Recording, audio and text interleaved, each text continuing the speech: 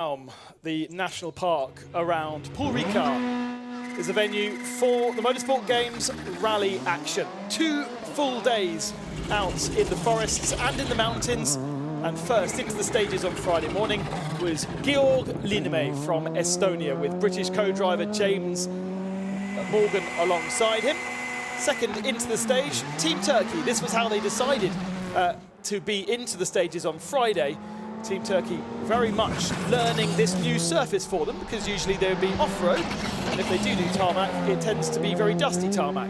So the grip from the mountains, something that they were learning, but something that Team France already knew. Et il ouvre à fond absolu derrière, 30 mètres.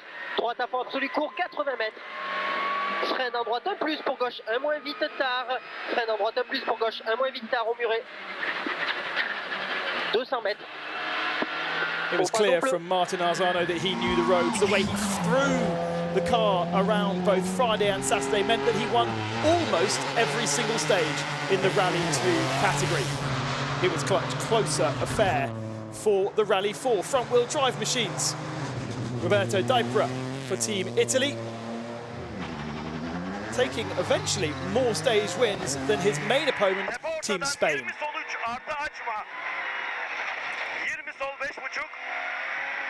This, though, the big surprise, Team Turkey.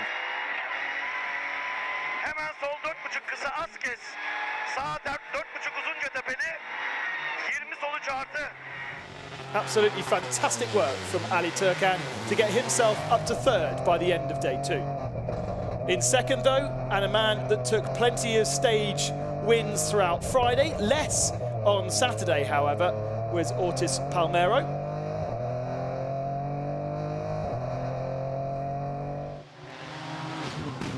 Went into the end of Friday still leading that category, but by Saturday morning had lost the lead to Team Italy, and the gap grew and grew. But it didn't mean he fell any further down. Team Italy having a great time in Rally 4 and also in the historic category, this beautiful Audi Quattro. Driven by Zippo and nearly winning every single stage, he was trumped a few times throughout Saturday by this man, Antonio Sainz.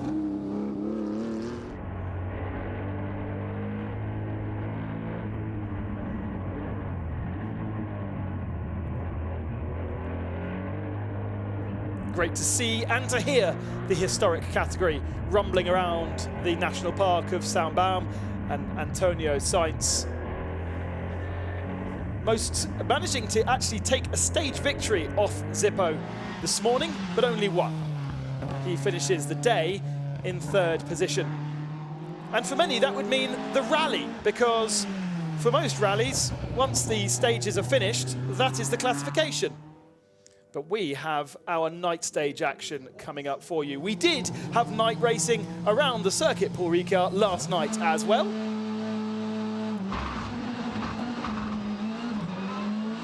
And this was one opportunity where Mathieu Arzano did not score a stage win. That is ominous for our medal stage coming up in a few moments' time, because he hasn't really enjoyed this stage around Circuit Paul Ricard. This was his mistake. No danger of damaging the car, but danger of losing time. And to decide the medals, we will be on this stage tonight. It will be the top 3 from the staging classification coming into this stage, and that is Team France, Team Estonia, and Team Spain. Team Spain fastest in Rally 2 last night. Team Estonia fastest in qualifying in the light. And in Rally 4, it will be Team Italy, who have managed to qualify. Unfortunately for Team Belgium, missing out.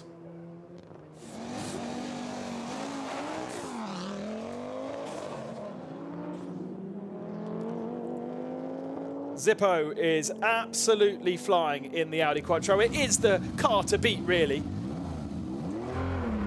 As we go on board with Antonio Sainz, we'll be able to see that he wasn't necessarily particularly happy either with, number 1, the co-driver notes, and number 2, the direction of where he was trying to point this Porsche.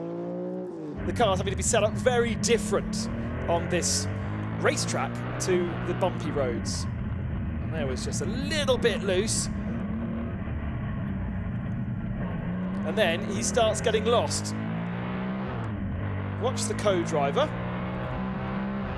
He starts pointing.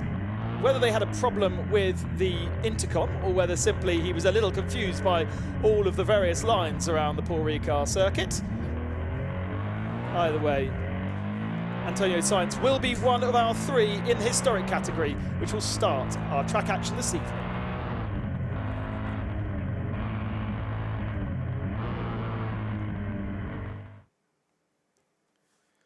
Here is the wonderful drone shot overlooking this Paul Ricard circuit. We're getting ourselves ready for rally action. A track to be rebuilt, because it's not the same circuit as we use for the rest of the track action, and therefore some work to do. David Edison alongside me. We're looking forward to this because it's going to be a format that nobody in the world has ever seen. Ben Constantiouris, you're absolutely right. It's a kind of rally stage. It's a kind of rally cross initiative, but without the change of surface.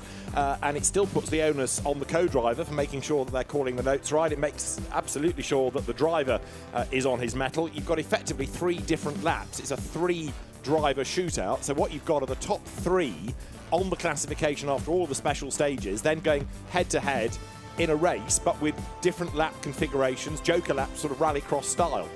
Yes, and that's a very different thing because looking at the entry list, there are plenty of rally drivers that do rallycross, but I don't think any of these particular drivers have much experience with door-to-door action, and we are going to see that door-to-door action this evening. Yes, you're right. I have a feeling we talked about one driver last night. Was it Matthew Alzino, who's done a bit of circuit racing? Yes. But you're right.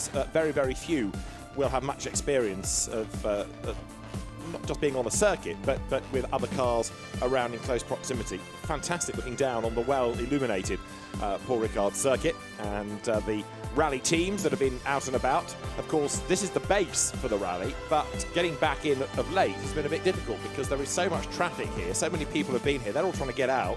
Makes getting into the circuit rather difficult right now. So the cars will, in due course, make their way towards the circuit, and then we'll have the historics going first. They are already, if you like, in the system. The top 3 at the end of the historic competition. Andrea Zinian, Zippo in the Audi Quattro for Italy. For the Czech Republic, it is Wojtek Staff, and then Antonio Sainz with the Porsche 3rd. But it doesn't necessarily follow that if you are 3rd at the end of the 13 special stages, you're not going to be a gold medalist. If you're 3rd out in the mountains, it doesn't mean the car will work at all around the circuit here. As we have seen from both Thursday, where we had qualifying on this circuit layout, and yesterday evening where we had this that night stage, in terms of the historics anyway, the form follows that the Audi is the fastest car. Wojciech Staff has been very strong in the Opel Kadett, and Antonio Sainz has been perennially 3rd position. Big gaps, as you would expect in historic racing and rallying. Seems to be the way it is. So Zippo ended up winning the classification by 2 minutes and 47 seconds, and basically won every stage bar 1, didn't he? Him slipped up this morning on the first stage of the loop, hadn't had enough coffee, which is unlike an Italian. Yeah, that was the La Grande Corne 6.7 kilometre long stage at the start of the day. You're quite right, where the Porsche seemed to work in its absolute optimum. It made a great noise last night. Of course, Sainz, good rallying stock, good rallying name. This is brother of Carlos Senior. This is brother of Carlos Senior, which I think was news to a few people. The evidence was on the Red Bull helmet, and actually the elder brother of Carlos, but both have been rallying since the 1980s, and obviously just 2 have taken different paths. What he feels about his brother? Oh, it's a good question. Yes, I mean, Carlos Sainz Senior, of course, started off in circuit racing, which is where Junior has ended up. But Antonio Sainz, very much a rally man through and through. Both, of course, still competing to this day. Yeah, the Porsche, one feels, might be a better tarmac race car than the Audi Quattro. Yeah, absolutely. I would agree with that. It just depends on whether, as we saw from that onboard, clearly Antonio got himself a little bit confused last night as to where the track was going. This is going to be more confusing altogether because they've got to do 3 separate routes on 3 separate laps. But actually, there's a lot of mileage in this. because, you know, the circuit of Paul Ricard is about 5k if you do the whole thing. Now, all right, it's going to be a little bit shorter. I don't think they're going all the way down to Saint-Baume and the Virage du Camp. But, you know, even if, let's say, it's 3.5 miles, 3 laps, you know, 12 miles, it's not a bad length of stage. It's a good length of stage, isn't it? It is a proper stage. The confusing thing is, depending on where you start your, where you finish the classification of the rally, you will do a different amount, you will do a different lap at a different point. So lane A, the winner, will do ABC, BCA will be for second, and then CBA will be for third. In terms of the medals scored thus far, France is currently ahead with 2 golds. Belgium has got a gold and a bronze. Latvia has got a gold, and the Netherlands likewise. Then you've got Spain with 2 medals, but they're 2 silvers. Sweden's got a silver and a bronze. There's a silver for Kuwait and for Germany, and bronze for the United Kingdom, for Poland and the Czech Republic. But so far so good for France, but 2 golds trumps 1 gold and 1 bronze. So the medal table is the organised, and we'll have that for the medal table to grow over the course of the weekend as more and more of the disciplines are decided. Of course, some only in action tomorrow, like GT Sprint. Others have been busy Friday, Saturday, now completed. And as we get ready for rallying, of course, another key element of the FIA Motorsport Games is the karting aspect. We've got karting juniors and karting senior, and there's karting endurance, but the sprint class for the seniors has been particularly busy, and some great racing was seen earlier on in the day. And is one to keep an eye on for qualifying heat 2 of the senior sprint category. So it's time to go racing for the 2nd time in Sprint Senior and the 5th time today on the karting circuit here at Paul Ricard in the 2nd FIA Motorsport Games. It's Belgium and Spain on the front row, then Sweden and Denmark on the 2nd, Hungary and Israel on the 3rd, from Chile and Sri Lanka, Germany and Hong Kong, China. Then it is Austria and Estonia, from Poland and Slovakia. Then we have Venezuela alongside Brazil, India alongside Barbados. Then it is Ukraine alongside Indonesia. We have Lithuania beside Malta, Portugal beside Nigeria, Costa Rica beside Mozambique, then Australia, Panama, Chinese Taipei and Kuwait. It's going to be a fabulous battle for all of the contenders. But for Belgium on pole position, Eddie Goldstein has another tough mission. Can he keep Nasher Tunion of Spain and, of course, our race 1 winner from earlier, Joel Bergstrom of Sweden, at bay? Time to find out. Time to find out once the drivers put enough temperatures into the tires. Always easier said than done. And those compounds being harder than usual take more time, more laps to function properly, even though these are the same tires that they've been using since qualifying as part of the regulation. They have 2 sets of tires for quali and the qualifying heat, and one for the final, if I'm not mistaken. These are MG red tires that those drivers get to compete with for the Motorsport Games. Let's see if we'll be able to go on the first attempt, because for the past the previous qualifying heats we had extra formation laps, and it's due to the fact that the formation of the grid wasn't deemed good enough by the officials onto the track and our race director Pasquale. So let's see if on the first attempt this will be 1 go already, as the pole sitter Eddie Goldstein needs, as always, to pace everybody down. Is on the left side of your picture. Belgium and Spain on the front row, Sweden and Denmark on the 2nd, from Hungary, Israel, Chile and Sri Lanka. Let's go racing for the 2nd time in Sprint Senior. In qualifying heat 2 we have a false start. We will go around one more time. So the field not quite in the correct positions off the line this time. So they will go around for another exploration lap. 964 meters, not a lot of time, even in 2 laps, to get the field up to a decent formation. Yeah, it's quite a tricky one, isn't it? Considering that this is certainly one of the shortest tracks that the OK and OKJ category, so to speak, have been competing for the past few seasons. Usually this is between 1,200 and 1,400 meters, even more in the FIA Karting Championships, even though for the IMX30 International Series as well, this is part of CIK homologation to have a certain length, but as part of the Motorsport Games, an exception was being made, and I gotta say, you know, we're lucky enough to discover what is a lovely location and a lovely little track with very good facilities. So it gives us and the drivers plenty of pleasure. For the second time today, it is the Sprint Senior qualifying heat. It's going to be Belgium and Spain on the front row from Sweden and Denmark, Hungary and Israel. Jake Sanson and Guillaume Alvarez with you once again as we go to battle here at Paul Ricard. Here we go. Up to the first turn. No problems at all for Goldstein and Bergstrom. There's a knock further back and spinning into the middle of the pack. Oh, what a disaster for the 201 spinning around. That's Oscar Wirtz. He ended up getting tipped around and there's nowhere for anyone to go, including the Israeli talent, Ariel Elkin. Big disaster for him. He's already had a nightmare in the first heat and now it's all come unstuck for him at turn 1. Disaster for Wirtz, disaster for Elkin. Austria and Israel are already out of contention and there is Oscar Wirtz walking away. It's game over for Austria. Devastating. And here's the big battle further back. That looks like an overtaking move in the middle of the pack there. Drivers trying to back their way through on the opening tour. 16 laps of the circuit, of course. But Goldstein has been able to maintain his lead at the front. So it's Belgium in front of Sweden, then Spain, Hungary, Sri Lanka and Chile in front of the Indian talent, Karl Kumaran.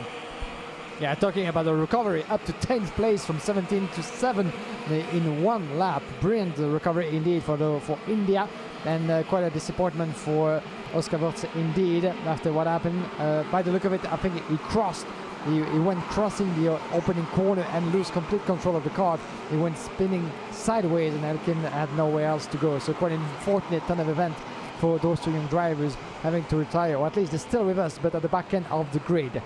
As we're back with the lead at 2:14, as we're going to see a replay actually of what happened. Yeah, watch Wirtz in about the middle of the pack. He gets nudged sideways by another competitor. He's already committing to his line and he can't stop the cart by that point. So the cart has already spewed off to the right. He's got nowhere to go. You can't really have a go of Wirtz for that one because he was completely out of control by that point. Someone had already forced him to go right side. Poor Elkin is an innocent victim as well. So both Austria and Israel, victims of circumstance. You can't really point the finger at either driver there that either of them were at fault because they weren't. It's just one of those cluster effects that you get on the way to the first hairpin on such a tight circuit as this one. Look at the Swede, Joel Bergstrom, all over the back of Belgium, and Eddie Goldstein up at the front end. So as they come off the final turn, it's Belgium, Sweden, Spain, then Hungary, Sri Lanka, Chile, India, Brazil, and then Poland and Germany in the top 10. Plenty of talent already charging their way through the first couple of corners in the opening laps. But you're going to see some really exciting competitors in this phase of the race. As you can see there, Sweden just biding the time in second place. Bergstrom again, just trying to keep himself in the hunt here. But Spain has gone fastest of all. A 44.337 for Nacho Tunion. And he is going to be trying his luck. Oh, and there's a problem further back. That's a big difficulty. That is Valdemar Agerholm. So the Danish driver who was up in the top 3 in qualifying heat 1. I'm afraid for Valdemar Agerholm, it's game over. Ariel Elkin sets the fastest lap of the race as he tries to get back into contention, but Agerholm going the same way as his Danish compatriot in junior in Heat 1 earlier. Pedersen was off on the sidelines early, and I'm afraid Agerholm has had the same problem before him in senior in the second heat. Yeah, what a disaster that is indeed. Quite unfortunate for Denmark as we're here with the 218. This is further back in contention. Yevan David from Sri Lanka putting a good show. The 209. We're back with the leaders. Belgium against Sweden. Return game. This isn't about football. We're talking about World Cup, even though this is the World Cup of Motorsport, the Olympics of Motorsport, so to speak. But this is about kart racing as Belgium and Sweden oppose each other once again with Goldstein against Joel Bergstrom, and Spain and Nacho Tunion observing from a distance. Let's see what's going to happen between those two. Remember that this is the exact same scenario that we had in heat number 1. As Goldstein was putting his effort, trying to go defensive and keeping the others at bay. Bergstrom found that a little bit of extra pace on the way to turn number 11 and 12. That was enough for him to make his way through and lead to the checkered flag with the fastest lap on track.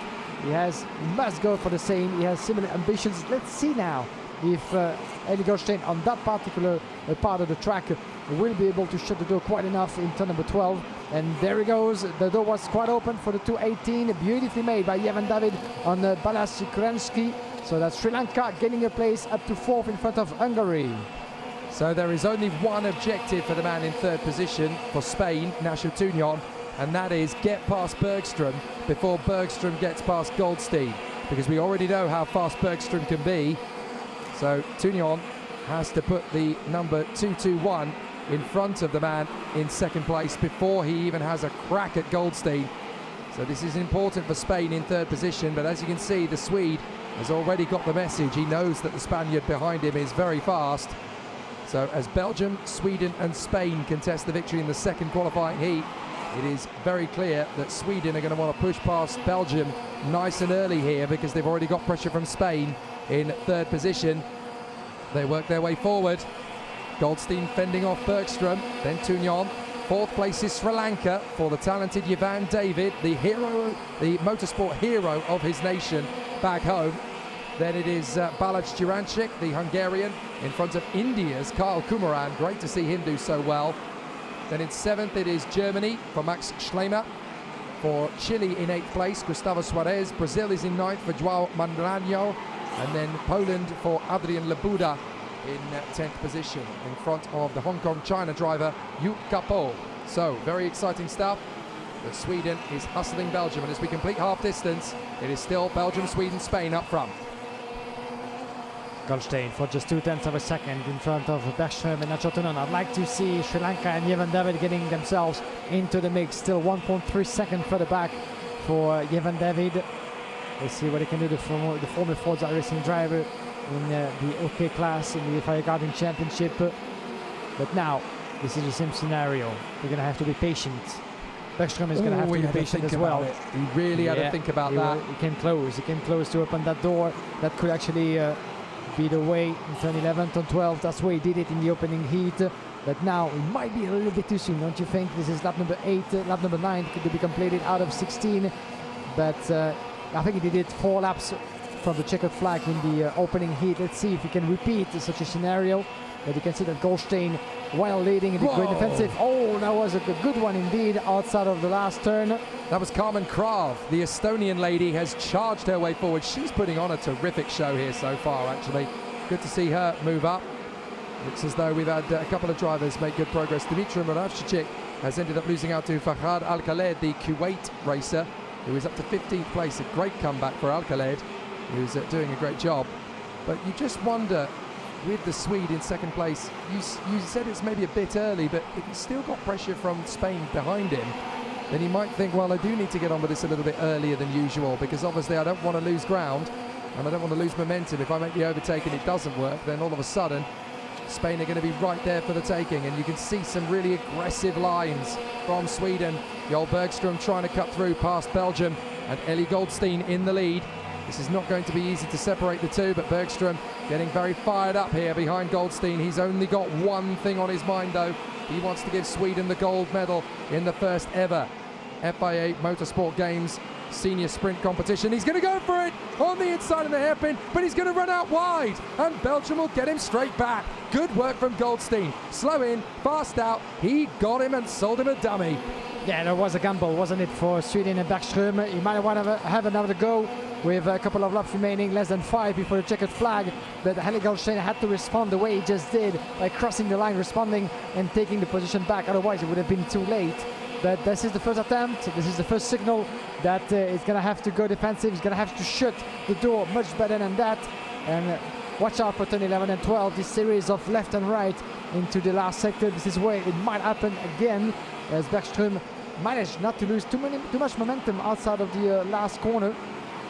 This is where you have to keep the throttle, but this time around he might miss maybe half a meter, as Nacho Tunon could have taken advantage of the situation to get close. This is the move, as you can see, is taking his kart on the outside. Yeah, he's taking too much momentum with him. He just overshot by half a meter, and that was enough. Goldstein knew he was going to charge up the inside, and he knew there was a good chance he would overshoot, so he went, right, well, I'll just get on the brakes now, turn in slow, accelerate out fast, and I've got him back. But as you notice now with Eli Goldstein and Belgium, look at his lines as he comes through now. He's being a lot more protective, parking the kart in the middle of the road wherever it's possible to do. And that's really where you want to be, because you don't want to be too tight to the inside line, because that just risks the driver catching you out from the middle. Look, he manages to draw level, but Goldstein has just parked for the bus in the middle of the road there. This is perfect defensive driving from Goldstein and Belgium. And with 3 laps to go, Sweden is going to get very frustrated here. Look, this is exactly what Goldstein needs to do.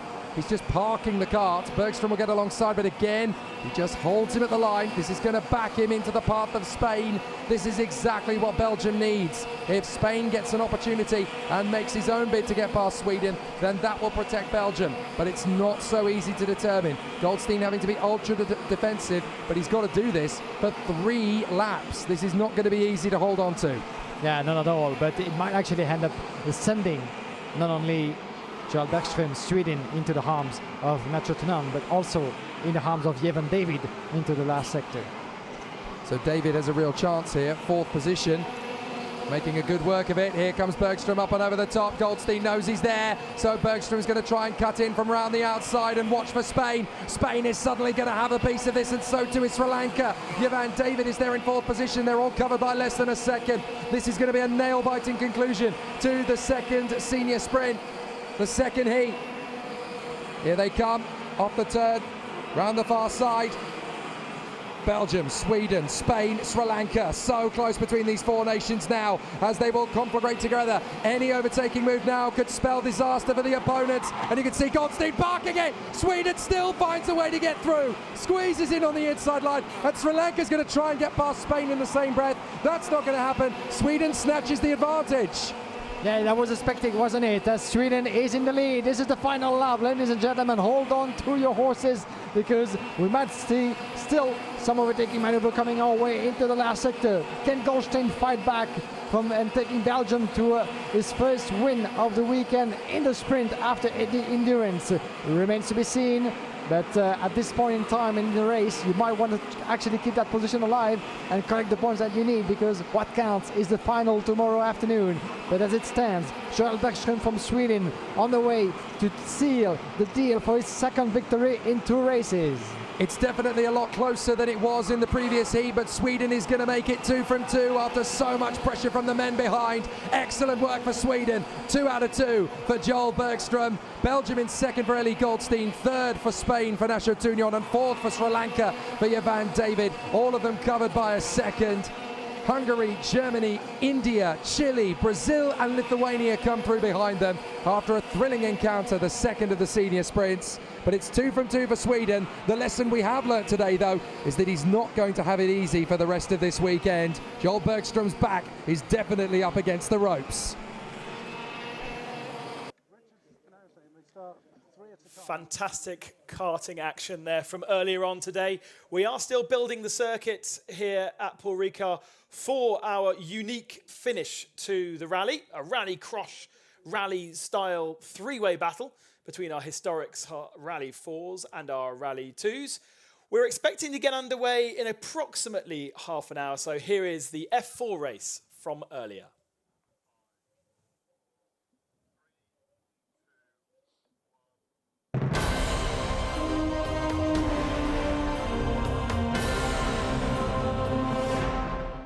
Lights out, blast off now. Good getaway by Wirtz. Good getaway also there by Valentin Klus, the German driver. 1 or 2 slow away, but as they go down towards turn 1, Italy it is that steals an advantage. 2 cars left on the grid. Wirtz to the inside for Austria, but Antonelli nails the start and he leads.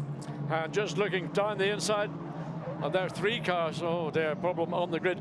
Fortunately, some are cutting across the inside from turn 1. Well, half the field seems, and somebody's off on the barrier between turns 1 and turn 2. So I think more or less immediately we're going to have to see a full course yellow bodywork already being pinged. And broken suspension and a tyre. That's, I think it's Charlie Wirtz. So mayhem breaks out going through the chicane, and yet Wirtz in strife then as the cars battle their way up towards Saint-Baume for the first time. I said this was the race to keep out of trouble. They weren't listening, were they? I said it as well, and they weren't listening to me either. Well, those that were delayed on the grid, Belgium and Georgia, and I think also Hong Kong, China. Chile hasn't yet got into the race either as the cars come along the Mistral for the first time. So Kimi Antonelli it is that's managed to make a break while everybody else has been squabbling behind and tripping over themselves. Up towards the chicane they come for the first time. One up the escape road, goes straight on, misses the braking point, but he's going to have to slow, otherwise he'll gain an advantage there. The Serbian car of Filip Jenic bouncing over the curb, and there's the one I think that went straight on. Is that Wirtz with his punctured tyre? Well, I know whoever it is, he's having to crawl back to the pit lane, and that's his race over, damaged front wing. as they come through scene. So a bit of a wild start. Oh, it is, look indeed. So you can see that that was Portugal's wing that was flapping around. Oh, I thought it was Germany. I thought it was Valentin Klus for Germany, but we'll double check in a moment when the cars come towards us, because as the field turns through, another one with damage there going through is Australia's Costa Taparis. So there are going to be quite a few with not only damaged cars, but damaged chances in the main race, because they're all compromised on the grid for the main race on which the medals are to be awarded. There, look, with the nose hanging off the car and diving into the pit lane comes number 11. So that is Valentin Klus, the German entry, and he was third on the grid. So that's another of the front runners eliminated by the zealotry on the first lap. Leader comes through them. So 20 minutes this race, remember, over the timing line goes Kimi Antonelli, who leads the way by nearly 4 seconds from Portugal's Manuel Espirito Santo. Pedro Clara, the Brazilian, is third. So contact coming down side by side into turn 1. Oh, and dear me, again. I mean, this is what you get with young single-seater racing. There's no quarter given. And I don't know what the steward or the director is going to say about that, whether they gained an advantage, whether they'll have to drop back, I don't know. Well, there with damage is Valentin Klus, so he needs a new nose section. There is Charlie Wirtz, who's got an absolutely destroyed rear tyre, and possibly worse, and another big dive there up on the inside. That was number 14, the Ukraine driver, Alexander Partishev, who is coming up from the very back of the grid. Now, Partishev, from 24th on the grid, was 14th at the end of the first lap. He's absolutely on a charge right now. The order is Italy, Portugal, Brazil, then it is Spain, Switzerland, 5th, 6th, Serbia. So they're now beginning to stretch out a little bit. They're not quite the side-by-side as they were on the opening lap, coming up into the chicane, albeit towards the tail of the field. 1 or 2 are, but they're beginning to sort themselves out. And once that testosterone level begins to sort of subside after that frantic opening lap, maybe a little bit of brain power can actually take over from that surge of adrenaline. Just saw Charlie Wirtz walking away with his distinctive Austrian Remus overalls. He sadly is out of the race, and he's going to be near the back of the grid for tomorrow. Was there trying to squabble back onto the racetrack. That was Serbia. Filip Janic, the Serbian driver, got hung out to dry, didn't he? And then couldn't really get back on the line. So there's still a squabbling. Costa Taparis comes up to have a go at him, can't find a way through. But if you finish this race, you're going to finish it relatively well, I would have thought, because the danger is that so many are tripping over themselves. The finishing order compared to the grid is going to be very jumbled behind Kimi Antonelli, who has been able just to drive off already into the distance. Yeah, he had the advantage of getting the best start, got into turn 1, clear of the rest of the field, and from second place back. It was a case of mayhem on the opening lap, and 2 of the front runners, Austria and Germany, getting tagged. So there is the advantage visual. It must be nearly 5 seconds, well, 4.2 to be accurate. So Antonelli has got this race in his pocket. The only thing that may change it is if we go back to a full course yellow, then a safety car towards the end, and then go green for the for the last lap or 2. But I think right now it looks like it's Antonelli's to lose. So the cars all bunching up behind. Now that was the incident had already happened there to dislodge Valentin Klus's wing and to give the puncture to Charlie Wirtz. That's why he was limping into the pit lane, but they'd already tangled coming into the corner. Another one skipping across the centre of the run down towards the Virage du Camp. There'd been another car off in the background earlier on in the lap as well. 3 of them were stranded on the grid. So it was a really frantic first few corners. But out front is Kimi Antonelli. 4.2 seconds clear of anybody else. Antonelli then coming now up towards the chicane on the Mistral and just being able to, as I say, drive clear of everybody else, keep out of trouble.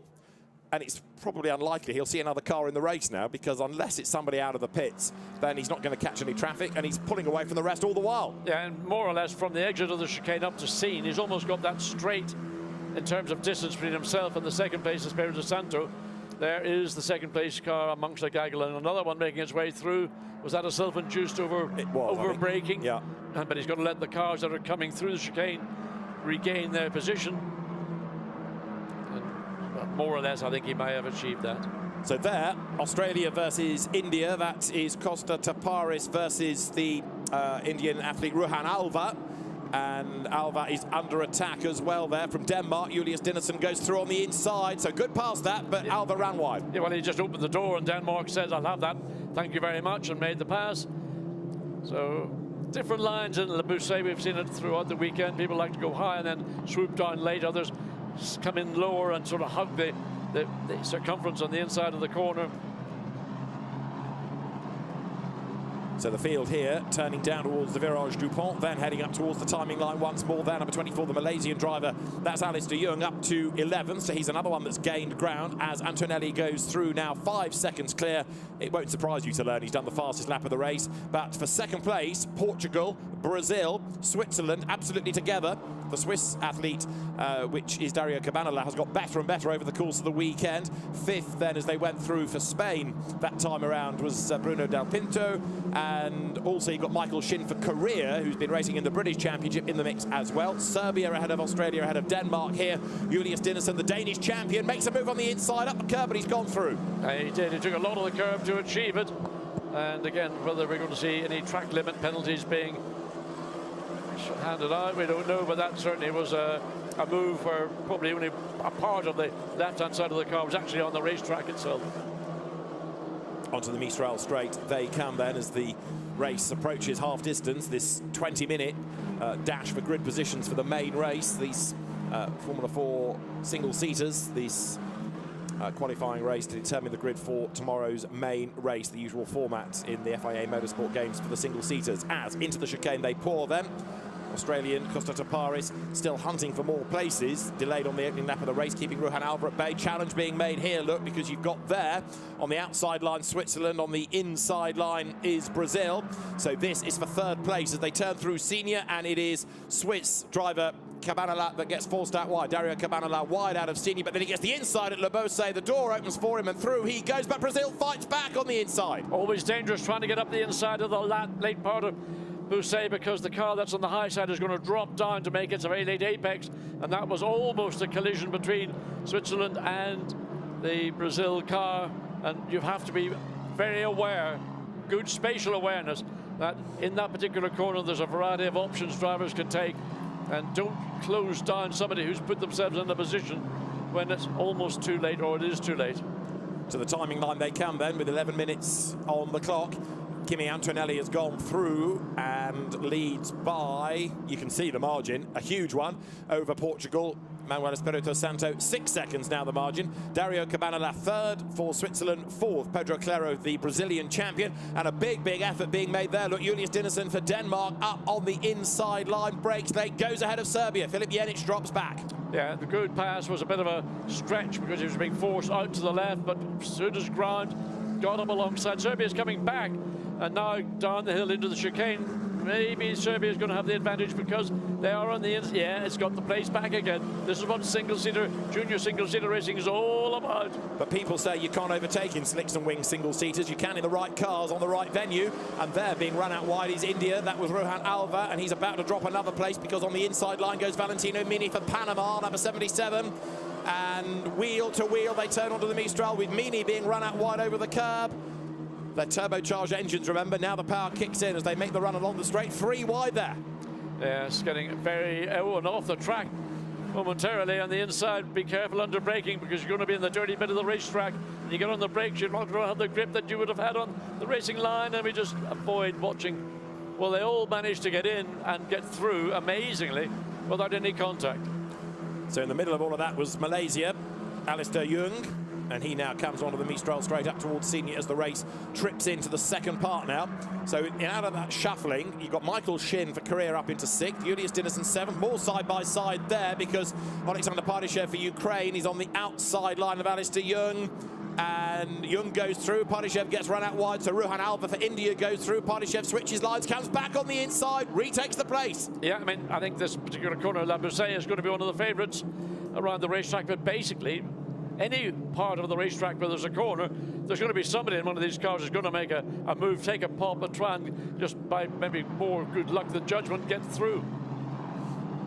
And it's a long line of cars as well, which underlines, A, how competitive the drivers are, how evenly matched they are, and how a one-make category works. A challenge there, look, because Costa Taparis gets up on the inside of Serbia. Australia versus Serbia coming out of the Virage du Pont, but Filip Jenic for Serbia goes back ahead, got the drive off the corner, and Serbia hangs onto the place as they come through. That's for 8th. 10th is Panama. Look, Valentino Mini right with them. 77, the Panamanian car goes to the outside line, can't find a way through. Now goes to the inside. Still no way through. And Australia just about got the nose in front of Panama. So here we go down the hill again, into the braking zone, into the chicane. And whether Panama is going to be sufficiently close, it doesn't look to me as if they've got an opportunity on this occasion. But there'll be many others. The next one will be breaking into the chicane. Indeed so. And there, a big dive by Australia. Costa Taparis on the inside of Filip Jenic. They touch. Jenic gets airborne. Crash lands back to earth. But that's done. It's definitely damage to the Serbian entry. It's got no real pickup coming out of the corner. And I fear that Jenic is bound for the pit lane. He does now start to increase his pace, but not significantly. Yeah, there's a bit of bodywork came off. But whether there's any damage to the suspension, the car went up on two wheels, banged down again. So Costa Taparis, the Australian, was involved in that. You can see the damage on the front of his car as well. He's still busy battling with Panama. Valentino Mini, number 77, the driver, as he tries to swing through the chicane. Taparis for Australia is back ahead. Now, all of this is the battle for 8th place, but again, it could be that post-race there is a penalty that heads the Australian driver's way. We'll wait and see. So here, the swarm of bees that comprises Formula 4, the midfield battle. And almost by the corner, there's changes taking place. So down into Le Bousset, who's going to go high, who's going to take the chance running down low. Well, there we can see just on the exit, two cars, one low, one high, but no change of position. So Costa Taparis then still hanging on to the place ahead of Valentino Mini. He's dropped back from the pack ahead, but he's hanging on to the position. This was what happened then between Australia and Serbia. It was a bold dive. And the contact was out of the corner, wasn't it, as they interlock wheels? Yeah, it was just interlocking wheels, and of course the car stuck in the middle, and then another car coming down the right-hand side. So essentially it was one of those usual situations. It was avoidable, but hey guys, we're racing. Exactly right. Australia, of course, lucky to get away with that, because it could have done damage to the suspension of that car as the field pours through. There, going through his career, Michael Shin. Number 7 is the Danish athlete Julius Dinesen. Then Australia, Costa Taparis only just ahead now of Valentino Mini for Panama and Alexander Partishev for Ukraine in 10th place. And a challenge there. Belgium gaining ground. Lucas Lecertua through on the inside line after a badly delayed start. Yeah, got through easily and cleanly, so he can move forward or think about moving forward. As we look at 7 seconds, the advantage is first to second, then it's only 0.8 of a second from second to third. So that's a battle that's going on for those two final podium steps for the silver or the bronze award. We've got Ukraine's Alexander Partishev being looked at for track limits. We've got that incident between Taparis and Jenic, who's headed into the pit lane, incidentally, being looked at as well. So the officials are being kept honest in this, with 6 minutes of the race to go. And Kimi Antonelli, remember him, still miles clear of anybody else. There he is, way out in front. Still got the fastest race lap as well on lap 4. But his last lap was, well, it was about a second, just over a second down. So he's in a cruise mode with just 5.5 minutes remaining. Rest of the field comes pouring out of the chicane on the Mistral then, with Valentino Mini attacking the car of Costa Taparis on the inside line. Panama versus Australia. Panama goes through. So Valentino Mini gets the position. Finally, he's gone 8th. Panama ahead of Australia, chipping his way forward. And look, for Ukraine, Alexander Partishev is right there as well. He might be exceeding track limits on occasions, but he's another rapid racer. Great to see this kind of racing. I know sometimes it's exposed up the inside. He's brave, I have to say. Absolutely. He made that opportunity for himself. There was only about a car's width, and he put his car into that space and got away with it. Come back to an earlier sentence. People say you can't overtake in slicks and wing single-seaters. Oh, yes, you can. That is Filip Jenic out of the race after his damage, and more bodywork flies. Rear wing. That's the front wing of Costa Taparis' car. Wing, yes. Remember, he damaged that when he hit Jenic for Serbia. Now it's come adrift, so Taparis is going to go backwards. He's going to go backwards with a handful of understeer all the way around the racetrack. So that's going to be lying on the racetrack. Will that be in a place that's going to be considered hazardous or not? 4.5 minutes of the race remaining. Indeed so, and the driving standards flag you can see is being offered to the Belgian entry, Lucas Lecertua. As there, Ruhan Alva for India is ahead of Lecertua as they come out of turn 2. Next in that queue behind them is Ethan Ho for Chinese Taipei. So Belgium on the attack, India at the head of the queue. Chinese Taipei comes up to the outside, and Costa Taparis with an evil handling car. The Australian keeps Malaysia at bay for now. Alistair Young looking for a way past as they wriggle their way out of the chicane. Nose to tail, those two. Yeah, but Australia's going to be so slow in all the corners around, the 15 turns around Paul Ricard, and all he can do is just hang on and brave it out. 3.5 minutes to go. He's about to be overtaken, runs way, way wide out of turn 7 onto the Mistral straight. So two of the front runners, Filip Jenic for Serbia, Charlie Wurz for Austria, out of the race. They're being squeezed off the racetrack. Lucas Lecertua, he fights back. Jung for Malaysia on the outside of Taparis from Australia, who breaks as late as he dares into the chicane and hangs onto the place. Another battle pack building up nicely behind, with 3-4 cars now running as one. Well, Australia's still hanging in there. It makes you wonder just how efficient the front wing in these cars is, if he can run, still maintain his position, or he's being under a big challenge. To the inside line there is Belgium, and Lucas Lecertua goes through, goes ahead of India, so that puts Belgium 12, as out wide goes Australia. Costa Taparis loses the place finally there to Alistair Jung, who's gone through on the inside. So that's Malaysia up ahead of Australia. And 3 minutes and counting on the clock as they come out of Le Beausset. And more damage, more drama. That was Belgium going off the racetrack. Lucas Lecertua has picked up a little bit of damage, but he's still there, still fighting, and they're absolutely wheel to wheel. I mean, he was way off the corner on the exit of Le Beausset, but came back on again with the same enthusiasm as he went off. Absolutely right, as the cars here scrabble their way back down through the approach to the Virage du Pont, and 3 wide into the braking zone. Is that going to work? Amazingly, it seems to. India forced out wide, through on the inside line. There goes Chinese Taipei, and there's contact coming out of the corner, 1 in the wall.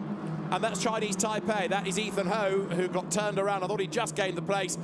2 minutes on the clock. That, I would think, is going to be certainly a yellow flag coming out of the corner because of the danger zone, but it could end up, sadly, being another race that ends under the safety car. As there, look, side by side, India just gets back ahead of Georgia. Sandro Tevak-Kaladze falls back. He was another one delayed at the start. So wherever you look, it's just going nuts. Australia's still running, managing to, I don't know how he's managed to drive the car. I don't know how effective the front wing is, because if he can run at this pace, well, maybe it's there more for decorative reasons and for sponsorship reasons than it is a serious aerodynamic device. But you can see coming through turn 6 how much understeer he's got. Nevertheless, hanging in, doing a good job to Paris, running in 11th place, having lost that 10th place to Alistair, not Alex, Alex is the dad, Alistair Jung. Safety car, as expected, and it's going to be a race that finishes under the safety car now. So safety car deployed, and with less than a lap time left in the race, just like the GT Cup earlier on, it's going to be a safety car finish. Real shame that. So the safety car deployed, and that means that after a race where he's been on his own, Kimi Antonelli is going to end up with the cars catching up to him right at the very end. Actually, is he going to squeeze another lap out of it? It's a pointless last lap, even if he does. I mean, in a way, it'd be easier just to put the checkered flag out this time. You've got the cars slowed down, put the flag out, because you're not going to change the result by letting them drive around for another lap. But anyway, better brains than mine are in race control. So the safety car has been called for. Everybody, therefore, slows right down. And just over half a minute remains to the end of the race. It's all for that car, you can see, of Ethan Ho, that is a retirement. And so through they come, but the safety car will bring them round for 1 lap, and then the checkered flag will be shown. So Kimi Antonelli wins the Formula 4 Cup qualifying race. The safety car now sets off, but as I say, this is a very pointless lap because the order can't change. So the field goes through with the order being Italy, Portugal and Switzerland. And then you've got Brazil in 4th place, but all these finishing positions sort out the grid for tomorrow. Right, let's try and piece it all together, because it was a real old scrum. Up the inside went Chinese Taipei against India. Got ahead, is another interlocking wheel situation. It is, and that's turned him around. Yeah, the interlocking wheel was inevitable. They were so close together on the exit of the final turn, and again, it's the dive down the inside, and then they get together and then spits off there, you can see, and all of a sudden goes off at 90 degrees to the racetrack and reverses it into the wall. Maybe got a little bit of whiplash. I saw when he got out of the car holding his wrist and wondering, is that something that's going to be a problem, or is it just a little sort of a strain that it'll vanish overnight? Well, there is a very frustrated Ethan Ho, the Chinese Taipei racer, having to watch the cars come across the line now without him. He's raced quite a lot in single-seaters in America, the 17-year-old. He was the runner-up 2 years ago in the Skip Barber race series, and okay, was getting stuck in. But again, we talked about it before the race. This wasn't the race to get stuck in. That's tomorrow's race. And for some, it's bitten badly, hasn't it? It's inevitable. I mean, everybody knows, they're all spoken to. They're all told what they've got to do. This is a race to a race. But, you know, just think about what's more important. Today's has an importance, but tomorrow is when you're going to win your medals. So the cars coming out of the chicane on the Mistral. When they were racing, largely, it was good racing, it was hard racing, it was exactly what we wanted to see, and what you were predicting, what you were looking forward to. It's what you get with junior single-seater racing. A bunch of young competitors, 15 to 17, and, you know, they're so pumped up with adrenaline, testosterone, and red mist, and this is what you get when you're young. We all have had it, we've all been guilty of it, and eventually it drains away and you learn more about control and when to move and when not to move, and when an opportunity arises, is it going to be a closing gap, or is it something you want to decide to avoid and then wait for another opportunity? So the cars make their way out of Le Beausset, and Kimi Antonelli then will take the win in this qualifying race for the KCMG F4 Cup. And the safety car brings them around for, as I say, what has been a largely pointless lap, because the order hasn't been able to change because they can't go racing. But rather than put the checkered flag out a lap early, or a few seconds early, it's been decided to run the round behind the safety car. So Kimi Antonelli will win and therefore take another pole position. This time it'll be the important one for the main race. And as the cars come then now out of the Virage du Pont, the safety car stays out, brings them across the line. So the clock has hit 0. Up towards the line they come.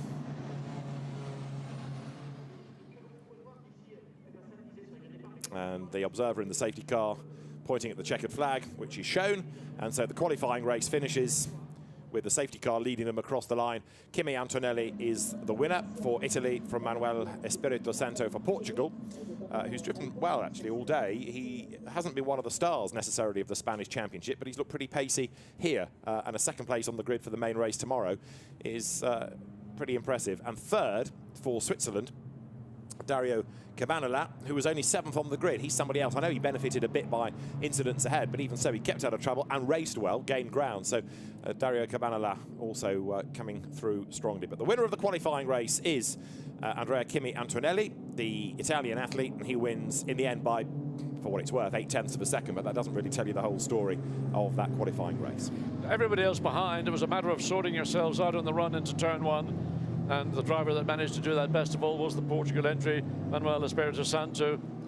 If there hadn't been all that melee that went on the opening lap, maybe he wouldn't have finished second. But the key is he kept out of trouble and he got himself up into a position where he finished second. That, for me, is more important. Let's look at the results of the qualifying race for the KCMG F4 Cup. Italy takes the win from Portugal with Switzerland third. Fourth, Brazil, ahead of Spain, and then Korea in 6th place. Denmark 7th from Panama, Ukraine 9th, and Malaysia 10th. Belgium 11th. Australia faded because of the damage to 12th, ahead of Hungary. India dropped back. Georgia 15th after a bad start. Kimi Antonelli then the winner for Italy. Manuel Espirito Santo 2nd for Portugal, and Dario Cabanela in 3rd. 4th, the Brazilian driver Pedro Claro, ahead of the Spanish entry of Bruno Del Pino. Then Michael Shin, the Korean, in 6th, ahead of Julius Dinnerson, Valentino Mini, Alexander Partishev, and Alistair Young to round out the top 10. And those that we lost, Austria, Serbia, and Chinese Taipei, with Chile joining in, but being a lap down after that delay starting from the pits.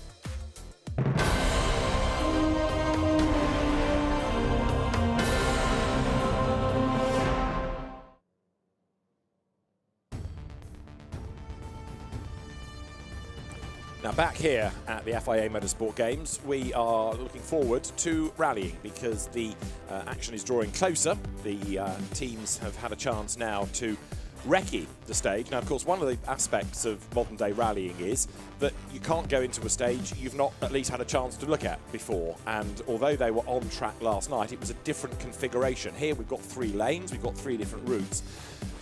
And they weren't able to recce it earlier because the stage wasn't built, because the circuit's been in use all day. So things have had to be put back because, as somebody quite rightly pointed out, we need to have a look at this. And so we are going to have, in about 9 minutes' time, the cars for the historics, followed by Rally 4. Then there'll be the recce for Rally 2, because they're still in Parc Fermé, having come back from stage 13, and they need a chance to at least have a look at the course themselves. So that will take about 20 minutes or so for them to drive the lap before they do it in anger. Now, David Addison and Ben Constanduris are trackside. Ben has been stage side, if that's a word, over the course of the rally, enjoying the countryside locally because they've had some good roads to attack. And what felt like a conventional rally for 2 days, with special stage times being added together, have given us now purely a order which is now going to be the top 3 on those combined stage times going into a shootout. And it is the results, effectively, of, for the benefit of ease of description, a race that will give us the gold, the silver and the bronze medals. So those stage times only really work to get you a top 3 to get you to this point. So you might be 3rd after SS13, but you could yet be a gold medalist. You could be 2 minutes behind. But if your car works best on this race, on this almost rallycross style stage with a joker lap, is it a super special? Is it a rally sprint course? I'm not quite sure we've got a word for it yet. No, you could still be the winner is what I'm trying to get to anyway. It is brand new in terms of its format. I don't think we've ever seen this before because they are sharing the same piece of tarmac, like a rallycross track. But if it was a super special stage, they would be separated at least by half a lap. Yeah. If you unwrap a super special stage track, it becomes one circular loop with cars starting at different points on that loop. Wrap it back together again, you put the 2 cars together, and that's how you make a super special stage. But ultimately, they're separated. They're not separated by barriers. It looks like they are, but actually they're separated by half a lap. Lots of warming of tyres and brakes going on here, which is not necessarily... maybe it is allowed, but usually there are sections specifically in the road book and the regulations to say you can warm up your tyres at this point. It's basically to stop people doing donuts in the middle of street stages and we're entertaining people. So the red flag is out, which means they've done their recce, they've done their 3 laps. And so there's historics as well.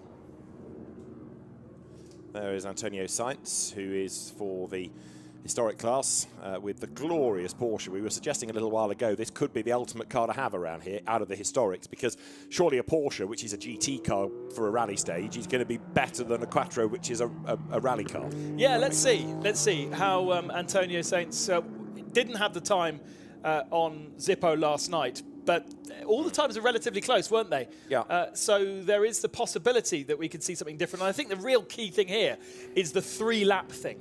There will be 2 cars on the same piece of track for the first lap. Then after the second lap, they all should be on different parts of the track because they will have all done different laps. Yes.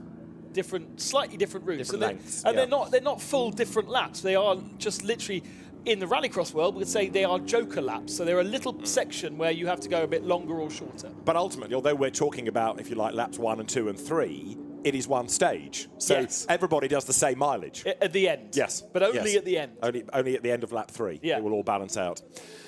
Medals, of course, are becoming increasingly important as we get through the FIA Motorsport Games. The last time we looked, it was France ahead with Belgium. Well, now the Netherlands has joined as well because that has got 2 medals.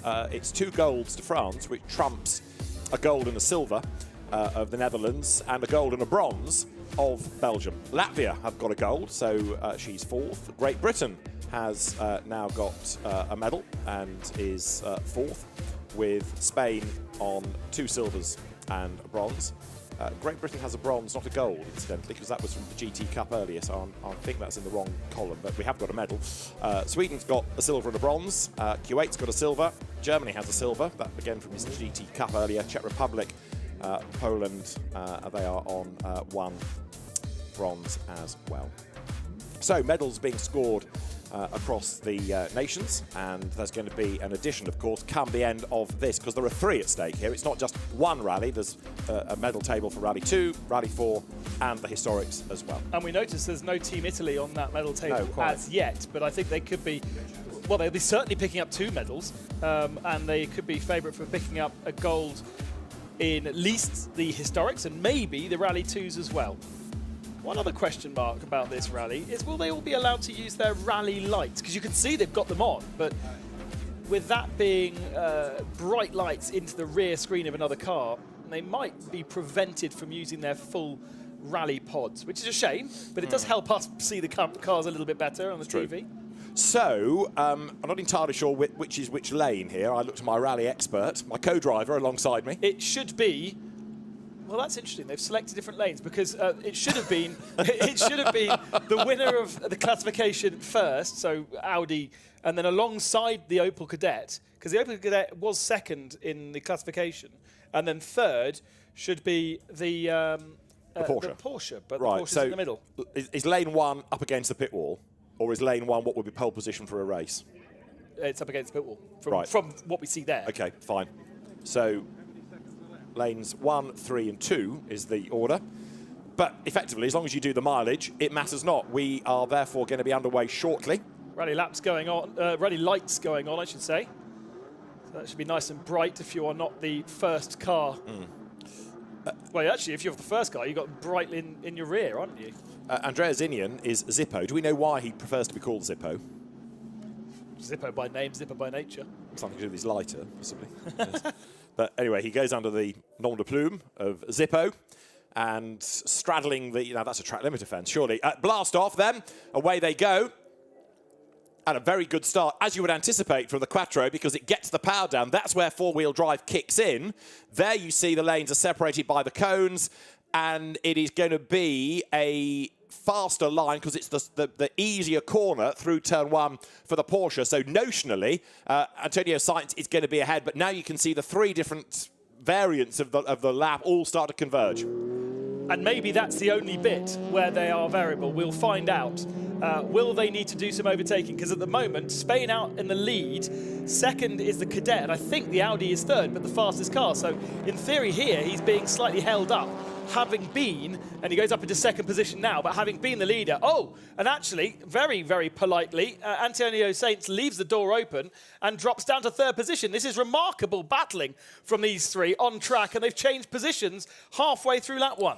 And as you made the point earlier on in the evening, it's all something rather new for these drivers having to go racing, because you might encounter a slow car on a stage that you have to get past, but not actually think about out-braking or going door handle to door handle. And of course, historic rally cars are of a given value, aren't they, as well? That Quattro, for example, is a proper period car and is a very valuable bit of kit, as through the Mistral chicane wriggles the Audi. I'm so glad we've got the drone. Yeah, this is going to help me a lot. I'm glad they got the lights on as well. So it is going to be seemingly Andrea Zinian who is the man to beat. The Audi Quattro then turning its way through the chicane, avoiding those markers, and now onto the power. So here's another thing. The Opel Kadett driver is able to see what the other driver is doing, like you would do on a racetrack. But in a rally, you never get to see your competitor. No. You never get to learn how they are faster than you. So a new experience in that sense as well. But it's interesting, isn't it, of course, that Zippo, Andrea Zinian, he's got to be the pioneer. He is the first one to find those reference points. Bits of the route they will use more than once, because it's not the entirety of the lap that changes. There are different sections at different places. There is Wojtek Staff in the Opel Kadett then. He is the man doing the chasing. Very, very active historic rallier, as well as modern events. He's got a Polo R5 and a Skoda Fabia R5 that he competes with, whereas very much a historic rally specialist is Andrea Zinian. So it does look as though Team Italy is going to be on for a medal here, but now what's going on behind? Yeah, so there is another variant at the end of the lap. We saw the Porsche pulling over to the left-hand side there as the other 2 cars took the conventional track and layout. So we do have a split at the start of the lap, which we saw from the drone, and we have a split at the end of the lap. So further behind now is Antonio Sainz, giving him a bit of clear air, but the other 2 drivers will have to take that loop at some point. Right, into the chicane to start lap 2 comes Andrea Zinian, and then behind, the Opel Kadett of Wojtek Staff will also have to go through the chicane. This makes it feel like a proper single-venue rally, doesn't it? The speed having to be reduced on a racetrack by these man-made chicanes. But then, now stretching its legs, the Quattro goes for that, if you like, softer route through turn 1, whereas the Opel has to do the sharp chicane that Zippo took on his first lap.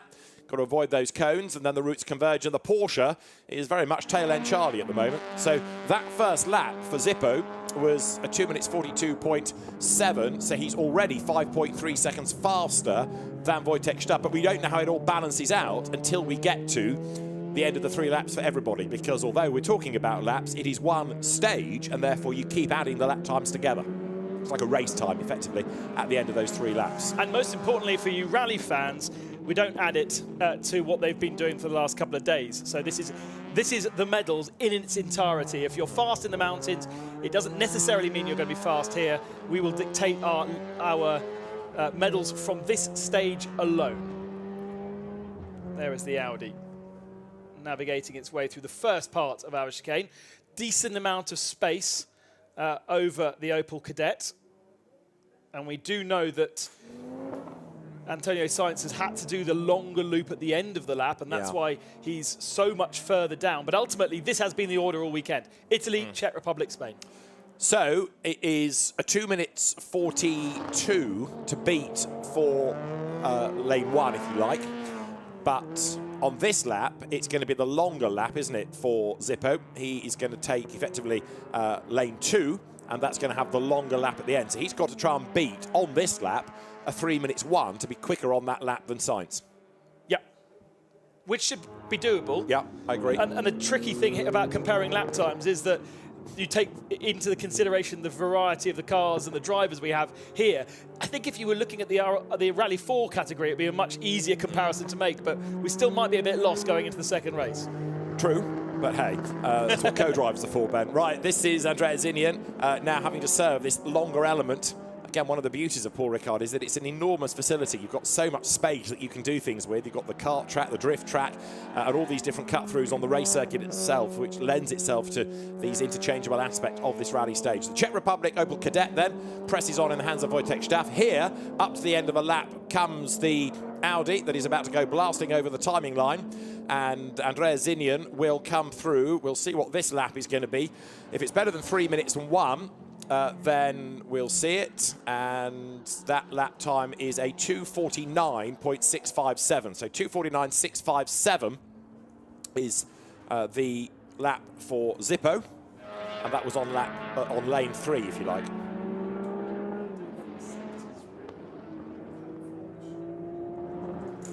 Right, that's Staff, who now has to go on the longest of the laps. So he does a 3 minutes 1:5:35 on his second lap. And he's got the longest of the 3. Now, the Porsche is on the shortest of the 3. So this is potentially where Antonio Sainz comes back into the equation. But Zippo is already 17 seconds to the good. Although you would think the Porsche is a good race car, either way, the Opel Kadett is a little bit gutless, a little bit breathless against the Audi, isn't it? Because, of course, that's a 2-litre turbo engine. But the Porsche just not really firing as you might have anticipated around here. Yeah, I wonder whether he's got a slight misfire on that car. It didn't look like it was perhaps operating like we've seen up in the mountains. And maybe a little bit of an issue for Antonio Sainz for Team Spain.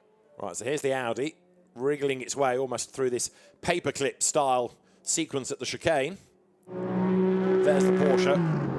Misfire or not, it still makes a great sound, but I think it's lost too much time in the first 2 laps of the stage to really be a factor now, even for second place in the times. Now, again, we make the point, we're looking at medals here. It's not just the times for the event. The times will determine who gets gold, who gets bronze, and who gets silver.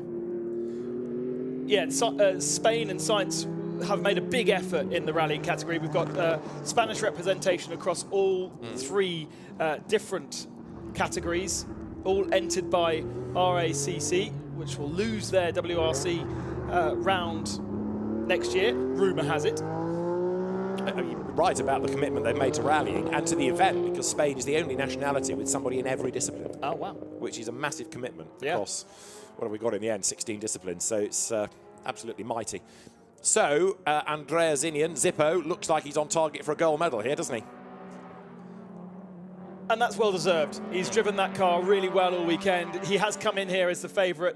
I think Staff for the Czech Republic is a little, perhaps a surprise in second position. That's really great to see for a nation like the Czech Republic. But ultimately, Zippo with the best car and has driven it strongly. He hasn't been cruising around. He has had that car sideways, and he will take the medal for Italy. So up towards the line he comes, and as he breaks the beam, now it is the checkered flag. Through the flying finish will go Andreas Inian, and the cumulative stage time is 8 minutes 24.264 seconds. 8 minutes 24.264 seconds is the time, and Andreas Inian then takes not only the stage, but he will take the gold medal. For silver, it is going to be Wojtek Staff. It's not, again, we're talking about the times, but you can see the order they come across the line, which again dictates the medals order. So Wojtek Staff was 19.6 seconds back, and Antonio Sainz is set for the bronze in the Porsche. Yeah, and that last lap from the Czech Republic actually was a better lap than he'd done the previous lap. So if he was on lap B, that seems to be the fastest of the 3 laps, and he reduced the gap just a little bit to Zippo on that last tour, probably down to the fact he was on a different configuration rather than he was faster. So Antonio Sainz will take bronze for Spain, and the medals table is going to be shuffled accordingly. But as Ben was making the point a little while ago, this is the first representation on that medal table now for Italy within the FIA Motorsport Games. As up towards the line comes the Porsche 911 SC, growling its way towards the line.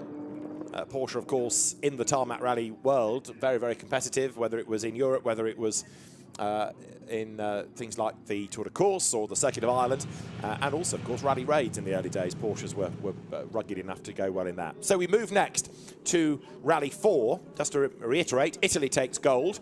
Rally 4, then, for this golden stage, has been more of a battle, really, between Roberto Dapra, between the Spanish driver Oscar Palomo Ortiz and Ali Turcan, who took a stage win on SS12 earlier on in the day at Le Grand Couronne. This, I suspect, is going to be a lot more competitive, with all due deference, than the historics that we have just seen. 0.7 of a second between Ortiz Palmero and Roberto Dapra yesterday evening on the track, with Ali Turcan 4th fastest. He was the slowest of the 3, and actually Tom Renderson was a little bit faster than him. So Ortiz Palmero and Roberto Dapra have been swapping fastest stage times throughout the weekend. Absolutely mega. And I imagine this is going to be a bit of a battle. I wonder whether we might see some touching between the 2 Peugeots. Getting ready. Absolutely right. So the clock ticks down. Start time is due to be 20:30. The officials standing in front of the cars to make sure that nobody gets a bit toey and blasts away when they shouldn't do. So for this, you have got, for Italy, the classification leader after SS13, Roberto Dapra. For Spain, there is Oscar Palomo Ortiz. And then for Turkey, there will be Ali Turcan lining up on the 3rd lane. Yes, and they are able to choose their lanes. So we are seeing Team Italy here in the middle. So they will do the fastest lap first, because they will do lap B first. Whereas we have Spain in the position that we saw Zippo in on the far inside, which was a slower first part, if you remember. Zippo came out of the first couple of sections behind the other 2. So you do lap B on lap 1. For the middle lane. The middle. Away they blast then. So we are in business for the medal stage, the golden stage for Rally 4. Straight away, Spain, then Oscar Palomo Ortiz. He will have to stand on the brakes, go sharp right, then a hairpin left almost, to then go right again. Whereas from the middle, you've got that really nice, fast, flowing start to the stage to really get you into a rhythm nice and early. And that, for Roberto Dapra, could well be crucial. Italy then turning through the first proper hairpin and then on towards the Mistral. Turkey second, it's going to be Spain 3rd on track at the moment. No, it's not. It is, I'll tell you a lie, Turkey still second, Spain 3rd. But have a look at this, wheels lifting. Oscar Palomo Ortiz fighting now to catch up to the Turkish car. Yeah, he doesn't want to get held out by Ali Turcan whatsoever. This is now going into the rallycross style, but of course in rallycross you have a choice of when you take the Joker lap. Here he is fixed onto a different lap, and he's going to be looking forward to the end of the Mistral, because then the laps then split again, and that's the opportunity that Dapra has to not get lost, or sorry, not Dapra, Palermo, get too much held up by that Turkish driver. Yeah, so Oscar Palomo then trying to find a way as quickly as he can to wriggle past Ali Turcan, whilst if you talk about this in terms of a race almost, Roberto Dapra getting away now from the rest of them as he threads his way through the Mistral chicanes, of which in this corkscrew effect it goes round and hairpins again. Now the power kicks in, so Dapra, who has shared the bulk of the stage wins with Oscar Palomo, with Ali Turcan getting one of them himself, he now comes along the Mistral straight. So, yeah, still through that section of turns, still we have Spain behind Turkey. How much has he lost behind Turkey? Ali Turcan was 4.1 seconds back at the end of our 4.7 kilometre stage last night. This is obviously triple that distance. He doesn't want to be following anybody. He wants to be having a clean run of things, but he's right up on the tail there. Interesting as well, the way that the cars have sort of yeed and yawed over the course of the event. Yesterday, Oscar Palomo had 3 stage wins. He hasn't had a single one today, but let's see what he's got in terms of racecraft. As we've been making the point, this is something very, very new, to have to fight against a car. Normally, if you catch a car on the stage, it's got a problem and it will get out of your way. But here, you can defend.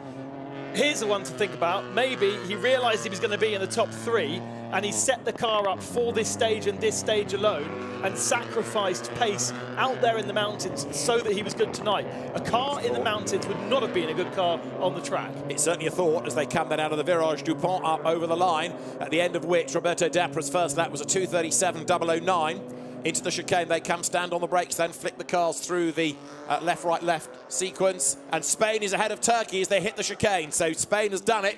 Through has gone Oscar Palomo. There they are. Oh, well, I think he hit the barrier. I think he hit a tyre there. Now, I don't know what the kind of penalty would be for that, but certainly he was very hot into the chicane.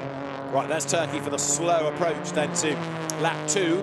And Oscar Palomo made his way through then as the Spanish car may have picked up some damage. The brakes glowing, great sights these as Roberto Dapra comes to the Mistral, but closing the gap now is a hard-charging Oscar Palomo. These two are real stars of Rally 4. They are very successful within WRC and the European Rally Championship. Palomo, for example, 2 wins. He leads the junior ERC contest. He has been a very, very successful driver in Rally 4 competitions over the last couple of years. Roberto Dapra likewise took part in Rally Monte Carlo. He's another European Rally Championship regular. So you've got 2 Rally 4 specialists here going toe-to-toe. So out of the first part of the Mistral chicane loop comes Roberto Dapra. Goes left, goes right.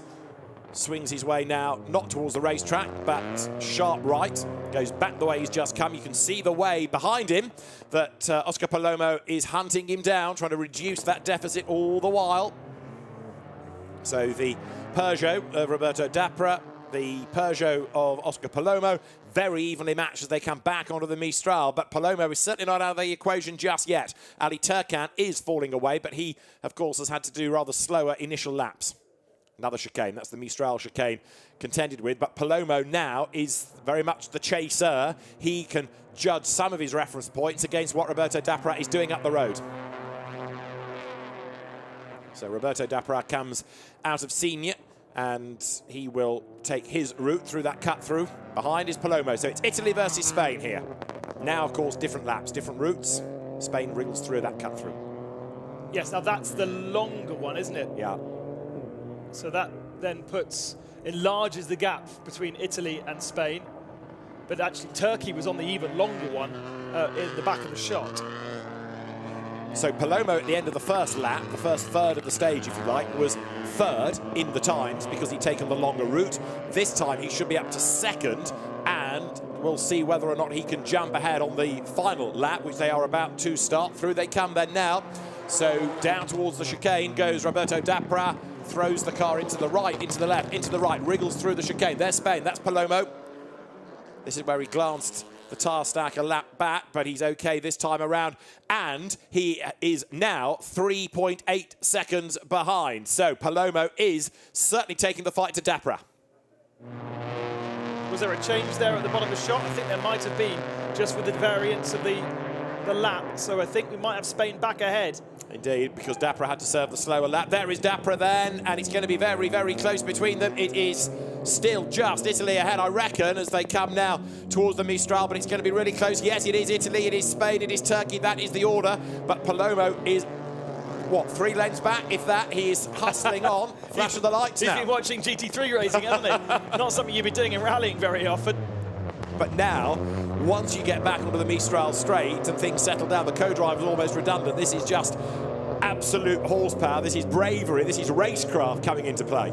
They've got a different variation, remember, at the end of the lap to still contend with. Through the chicanes here, they're going to have to follow Melida. But who has still got the longer of the laps to do when we get to the far end of the track? That could well decide this. And I think Italy still have a longer lap to do than Spain. OK, so Spain now trying to get close to then, if you like, get the undercut on the next Joker lap, in quotes, through the hairpin they come. This is an elongated hairpin, but deep into it goes Dapra. Late braking also from Palomo. Italy versus Spain still. And the gap, I think, is probably up a fraction. And again, because these are evenly matched cars, it is down to bravery through this next chicane. You don't need to make a mistake here. This is where you need a good flash of the lights to try to distract your man ahead. Palomo brakes as late as he possibly can, scrabbles through. Ali Turkan is set for bronze, I fear, in 3rd place, but the gold medal is up for grabs. Absolutely. Now we're coming to the final part of the lap. One Peugeot 208 will go one way, the other will go a different direction. They'll merge before the final turn, and only then will we really know who is faster and slower. They follow the same path with the first part. Maybe they've both done that longer loop. I think we have seen that, haven't we now? So this is looking a bit more as though it's going to go Italy's way, because as they come down towards the Virage du Pont, they'll be heading up towards the flying finish this time, and Oscar Palomo has given it his all. But in theory, it should really be Dapra anyway. He's had more stage wins. He won the classification on those special stages. He will be a deserving gold medalist. Fantastic drive from Roberto Dapra. Not huge experience around these roads, really having to learn the Peugeot 308. And he takes the checker flag for Italy. That's 2 gold medals in the space of 15 minutes for Team Italy. The rallying is very much going their way. Absolutely right. So bravo, complimenti Roberto Dapra. He takes the gold medal. It is silver for Spain, and Oscar Palomo threw everything at that, didn't he? He didn't just drive round. That was a properly committed effort.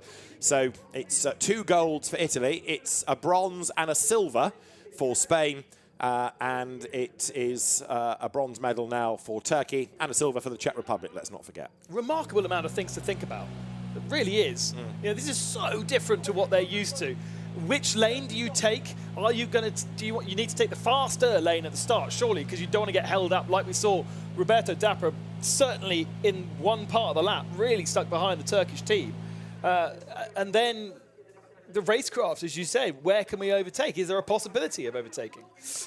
So now the Rally 2 drivers present themselves, and they have to think not just about the stage yet, but about their recce, because they are going to be given time in order to go and have a look at the stage. So it is going to be the top 3 drivers after SS13 that will go into battle, and I want to call him the rally winner, and you sort of know what I mean. But for France, it is Mathieu Arzeno, who has dominated Rally 2, and he is somebody that we'll come to in a moment because he has actual racecraft. Again, Spain is involved in this because Jose Maria Lopez, second on the classification after SS13, and then for Estonia, it will be Georg Linnamäe, who will represent his nation. You've got the Skoda for Mathieu Arzeno, you've got the Hyundai for Jose Maria Lopez, and the Volkswagen Polo for George Linnamäe. So good variety this time in terms of the cars. That's right, great variety, because there's a lot of Skodas, and Skoda is the car to have when you're in the world of Rally 2 or WRC2 or ERC. This is the category which is used for the European Rally Championship. So I think they are literally discussing with the FIA which lane they want to take. And once they've officially said which lane they're taking, then we are putting them in that lane. Theo Martin Motorsport running the car. University students of the MSI University running the car. A great opportunity, great place to go and study motorsport, various forms, whether it be engineering or administration. and Teo Martin, Team Teo Martin, very ever-present, both in the real and also in the virtual world. MSI have an esports team which is made up mainly of alumni from the university. So co-drivers make sure that the paperwork is all in order, as we were discussing yesterday. There are penalties if you check in too early or too late. It's difficult to see, but I wonder whether that's a clean sheet of paper. And now the notes are to be made. Well, if they haven't reccied it, they haven't made notes. No, very true. I was thinking more about the time controls and all of that, but yes, you're quite right. There will have to be some notes now to be made. They will have a stage map. Those have been issued already to them, but you know, you look at it and you think, I don't understand that, because there are all these wiggly lines that converge and then feed off again. So that's why they're given this chance to have a proper recce. Estonia arrives then. That is Georg Linnemey. So I wonder whether they will now be literally writing notes as though it was a stage, ignoring this lap A, B and C thing, and going, right, our first corner is a 3 right for the inside line, whereas the middle guy, his first note will be flat, flat chat. Yeah, and you treat it, as you say, as whatever the mileage is of this, rather than 3 laps. It is... That would be a lot less confusing. 13.5 kilometres in terms of the stage kilometerage. So yes, exactly how I think you're right in suggesting they would do that as one flowing stage. It's only you and I that are calling these laps, really. I mean, these are rally people. They just keep going. They start and they finish. Yes. The fact that actually the start and finish are nearly in the same place, that's a bonus. Yeah. It doesn't normally happen, does it? That's true also. So this will be the final activity on track of the day. It will also determine the final 3 rally medals. France, Spain, Estonia. So Italy steps out of the competition at this point, but we've had, now is this a portent for Spain, a bronze and then a silver. You see where I'm heading? Pepe Lopez would love a gold medal, and he was the fastest man, wasn't he, last night? Yeah. Now, this is not a racing start. Don't get excited. This is the start of their recce. So they are, in theory, driving at road speed, and when doing so, writing notes. Yes. So don't expect fireworks. This could be a study in rallying. Now, there are going to be people watching this who will think, I can't believe this. I can think of one bloke in Lichfield, if he's watching, who will ring me on Monday, give me a hard time for this. But in the days of the RAC rally before pace notes, you just had to do it off your ordnance survey maps. And the co-driver wasn't a fat lot of help, other than saying turn left or turn right or fast left, because there was no chance. It was a blind rally. There was no chance to do pace notes. So a recce would be an absolute luxury, but you really had to be good on the maps to get your man through a forest that you'd never seen before. And if it was in the dark and in the snow, as RAC rallies, as an example, often were, it was a massive achievement. And that definitely changes the whole characteristic of how you go rallying. These days, onboard cameras, so you are able to watch the stage you've just done. If you, especially like we saw here, we use the same bit of road 5 times. So by the end of the rally, these guys have got that in their head. They've probably watched it another 5 times on their onboard cameras to see where they were going wrong. Did they brake too late at that point? Did they brake too early? Photographic memory in rallying these days is the #1 cheat. Gus Greensmith in WRC has the most amazing memory. Really? He can tell you the tiniest detail about a stage. You go, right, stage 7, Rally Spain. 15 kilometers in, what's on the left-hand side? And after a few seconds, so, oh yeah, there's that sheep, isn't there? I can remember it all. Amazing. Amazing, isn't it? Yeah. Yeah. But if you think back to, earlier days, I can remember some onboard from Mike Broad's co-driving the late Russell Brooks, and it all goes silent for about 5 seconds, and Mike eventually says, turn left. Great help, thanks, Mike. But that was all he had, that was all the information. Confirmation of how things stood at the end of the historic Golden Stage, this super special.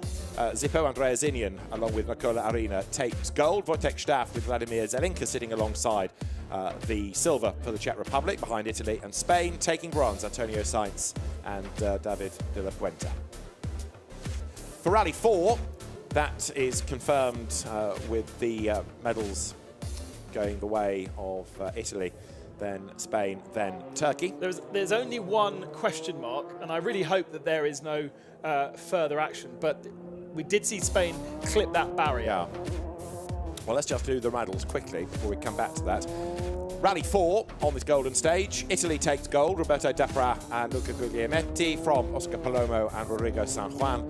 And then it is bronze for Turkey, Ali Takan with Ahmet Burak Erdene in third. So it is Italy, Spain, Turkey, gold for Italy, silver for Spain, bronze for Turkey. I'd be surprised if there were to be a penalty for Spain, because if you're on a special stage and you clip a tree or a rock, or heaven forfend a spectator, you know, you pick up damage, but you battle on, and it's only the same here. If you hit trackside furniture, well, it's your problem. However, let's take WRC as an example. When they went to Monza rally, which is very similar to what we're doing here, putting lots of tyre barriers and cones around the Monza racetrack, when they were clipped, there was a 5-second penalty. If you took out those, because it's part of the supplementary regulations for that particular event. I have dug into the supplementary regulations here, and other than disrespect of the route, there's nothing to suggest that clipping a cone will do anything for you, other than damage the car. But you can understand why that thought was put in, because hitting a cone and knocking it aside certainly ain't going to do as much damage as hitting a tree and trying to knock it aside. So people could take liberties like they do with track limits. And like in rallying, the same example of track limits is cutting. Now, somehow in this rally, there is not a lot of cutting, and it's very, very dry, so they're not dragging huge amounts of dirt onto the track, but cutting is track limits, basically, in the world of rallying. You take your car off the tarmac, onto the gravel, the grass, the inside of a turn. Number one, to straighten that turn and to go faster. Number two, and sometimes this is done more beneficially, dragging dirt onto the track for the people who are coming behind. Ah, yes. And Ogier really has pushed that over the last couple of years. Doesn't cut because it's going to gain him half a second. He cuts because it'll slow up everybody else. Yeah, that's where he gains the half a second. Yes, exactly. Yeah. It's an interesting approach, isn't it? And again, it shows the thinking driver. You know, in the same way that we used to talk about Formula One, people like Michael Schumacher coming absolutely storming into the pit lane during practice just to see where he had to brake late and how far he could push it. Yeah. It's that computer-like brain that professional race rally drivers do have. That's not road speed. He can flick the back out like that, I suspect, from Pepe Lopez. But anyway, the opportunity to recce the stage is also going in tandem with getting warmth into tyres. Look. Yes, which we saw Rally 4 doing, didn't we? And then, of course, they had to wait for the historics to do their thing. I wonder whether this is why the Rally 2 category of car are wrecking now, so that the heat that they're generated by running stays in that car, and they don't have stone-cold tyres and stone-cold car straight off the line.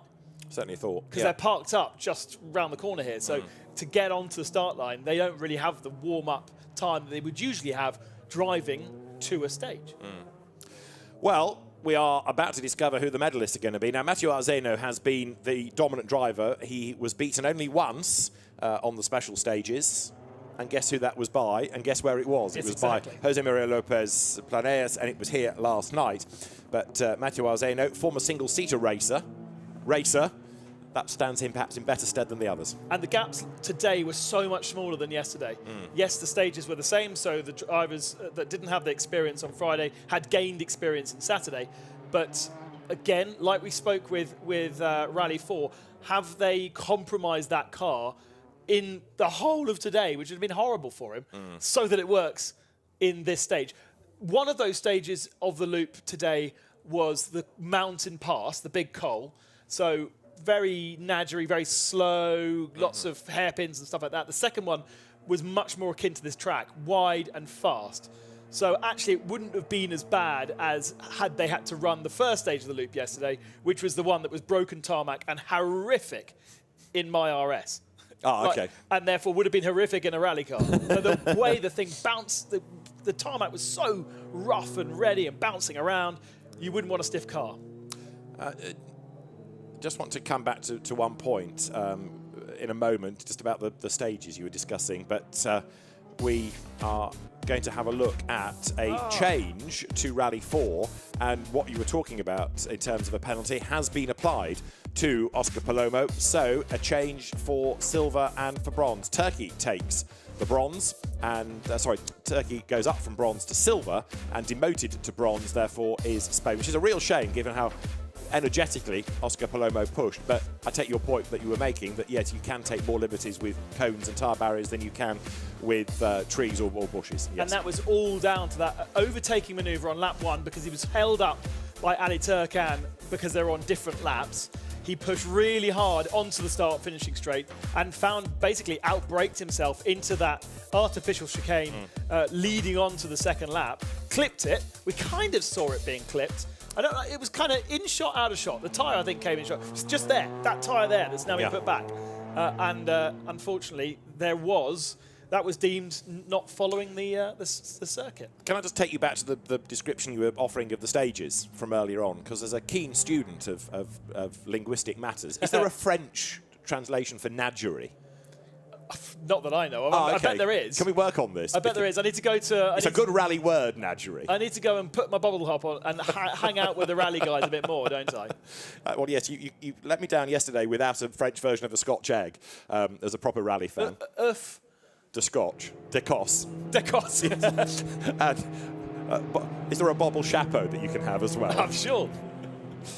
Oh, we love it, though. A bobble hat's very useful in the mountains. Okay. For skiing. Ah, right. Okay. I bow to your knowledge of this too. Right. So the Rally 2 cars are making their way back round towards the start of their final stage, at the end of which, of course, there will be the medal podiums. So that's why those penalties are being quickly reviewed and applied. So the podiums are going to be done tonight rather than tomorrow day, straight after the activity, and hopefully we can have a word with the drivers as well. So something very, very different for them, but it's a very different sort of event. And this is one of the things you have to kind of embrace at motorsport games, which is that, yes, it's a familiar concept, but tweaked because it's a very different event. You know, the GT Cup races, as an example that we've had earlier on in the day, yeah, there are pit stops, but there's no mandatory tyre change that you would have in other categories or other GT championships. Here, you've done the conventional rallying bit, but this is the made-for-TV stage at the end of the day, and it's something different. And it's a nod to a format of that we don't see represented in the Motorsport Games. We have the World Rallycross Championship happening this weekend in Barcelona, and so we don't have Rallycross represented here. We have cross car, which is very similar, buggies, but on a kind of together racing, and we'll see those at 9 o'clock tomorrow morning. We'll be able to show you the coverage of that. And so that's half a nod to Rallycross. Rallycross, the difference between Rallycross and Autocross, Rallycross has to have 2 surfaces, Autocross has to have 1. Cross car is the car that races on Autocross tracks. And Rallycross tracks? Yes, because the Cross Car Academy can go on dual surface, can't but the Cross Car Seniors, as a student of this now, was at the Rally X thing in Latvia I was talking about back in the summer. Yes. So many of those drivers were in that. There's Cross Car Junior and Cross Car Senior there. So that is, again, something that is dual purpose. Autocross and Rallycross tracks can be provided. I mean, there's not a lot difference between the two. When there was a touring car category in autocross, it was the same basically as the rallycross category. Now the touring car category is gone from, and so the focus really is now on that these buggies that are powered by either motorbike engines or something even faster, and that's that world. But yes, we've got cross car, we don't have rallycross, so having 3 rally cars alongside each other is a nod to that, I think. I mean, you look at actually what we have this year at the FIA Motorsport Games, there's not much missing. Nope. You know, you could say, what about a historic race class? But I wonder whether, depending on what historic class you had, owners would want to change the livery for national colours. You know, you can't imagine historic Formula 1 cars going out of period livery for the country's colours for one event. Truck racing, maybe, but that gives you other dramas in what to do with the circuit and what's licensed to have truck racing. You could do it here, maybe, but certain venues you couldn't. What else is there? Hill climb? That's a thought. I was thinking about that because these guys basically did hill climbs all day today. They were going up a hill. Not dissimilar to a rally stage, really. No, that's true. But with very different vehicles. Yeah. But yeah, I was thinking on my long drive back today from the cross car venue. It's amazing how many things you can do with an engine and 4 wheels. Yeah. I mean, the other one, which surely there is provision for somewhere around the complex here, is a sprint. Can we stretch it to drag racing? Ooh. Hockenheim can do that. I mean, They've got a the drag Mistral strip. straight's quite long. Yeah, exactly. That works. But again, you're giving up quite a lot of time to use the Mistral straight for drag racing. You kind of need to get that done in a day, and then the circuit for the racing element. But anyway, we are speculating because there's no suggestion necessarily that this has to be in the same place every year. So who knows where the FIA Motorsport Games might relocate to in the future if it isn't to be at Paul Ricard. But right now, we have our medal table to be updated after the next few minutes. And it's because it's a rally, co-drivers need to hand over their time cards to be filled in with the time in which the stage starts. So that's what's going on with those marshals handing something through a window. This is still under rally regulations. This must have been a headache for Nicholas Klinger, who kind of came up with the whole premise to merge the two. Mathieu is going to be going in the middle, so he's got a really fast first lap. He has. And Pepe is going to be the third person onto the Mistral straight on the right-hand side for Spain. And Georg Linnemer hasn't had a stage win, but he's been there or thereabouts, evinced by the fact that he's third in the classification. So we are just about good to go, I think. The stage was due to start at 2050. We're already 5 minutes behind that, but we can't be too far away now. Doors close. Drivers get themselves in the zone. It's not just a close. It's a slam. It must be a slam. Yeah. Always must be a slam. Make sure it's not going to pop open at the first corner, which we did see yes. from Antonio Sainz.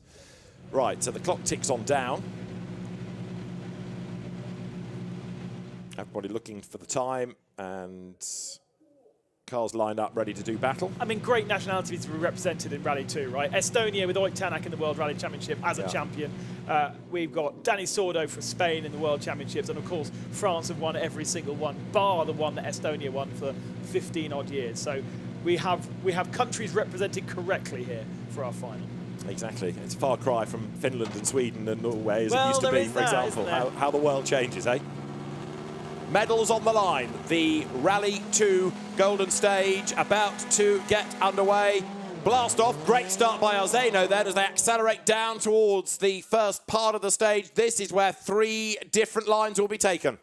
So Palermo goes off, Lopez goes off to the right-hand side. He's got the slowest of the laps. The second slowest lap is on Georg Linnemer on the far left-hand side, which leaves the Frenchman Arzeno well ahead, but he will have to do both of those laps in the coming next 10 minutes or so. It does mean that Lopez, I don't think he's going to catch Linnemer because they are so equal on times. It's not like we've got one a lot slower than the other two. These three really, on a circuit like this, are toe-to-toe.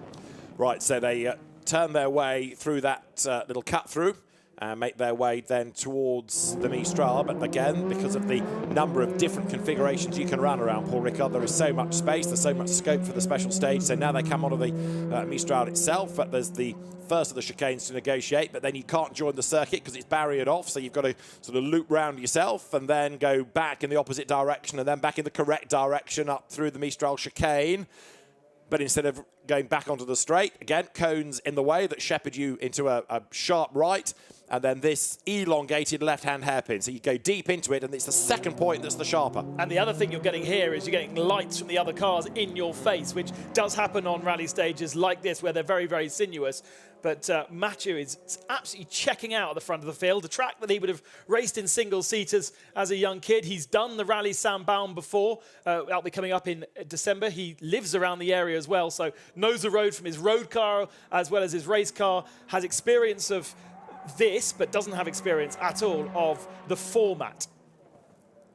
So the lights come towards us, coming out of Senior, but instead of coming down to Le Beausset, they use that next cut through, and Mathieu Arzeno then wriggles his way left, right, then the gradual right that's going to bring him back onto the race circuit. But look in the background, you can see the way that Linnemer and also Lopez are absolutely charging there for Estonia.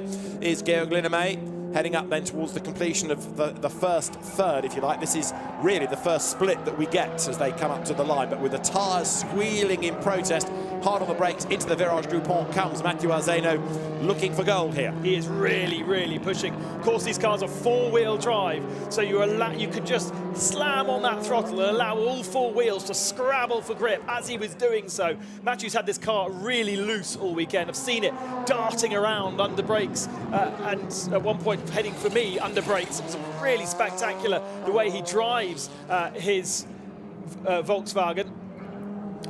Right, so Arzeno's flying lap was 2:24, just to put it in the context of some of the historic times that we had at the start of the evening, as now Mathieu Arzeno then is 4.5 seconds up on Georg Linnaeus at the end of the first lap, the first proper intermediate, if you like, with Pepe Lopez then a further 2 seconds behind. So now the first task for Lopez is to try and jump Estonia.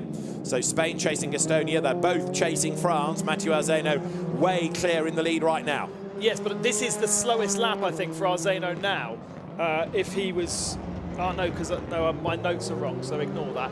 At some point, he's got to do a slower lap. At some point, he's going to fall closer into this pack. And I have to say that Pepe Lopez looks like he's really keeping that gap steady between the two of them. Yeah, but he has to make up 6.5 seconds from the end of the first run over the timing line. As there, Arzeno now goes, again, that fantastic drone shot looking down.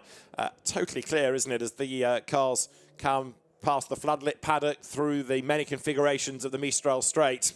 It's almost like watching a ballet, the way the cars slide and the gaps between them, making it all sort of fit together so uniformly. Down towards the hairpin they come, avoiding those barriers, avoiding the tyre stack on the exit there.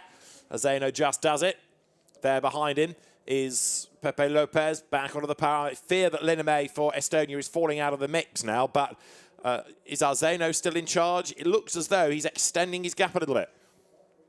Going back on what I was about to say earlier, Pepe Lopez is on the slower of the laps of the three right now. So expect that gap to grow over Mathieu.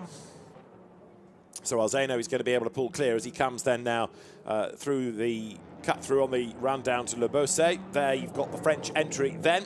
So remember, it is Arzeno in the Skoda, it is Lopez in the Hyundai, it is the Volkswagen for Georg Linnaeus for Estonia. So 3 different cars, 3 different nationalities represented in this golden stage for Rally 2.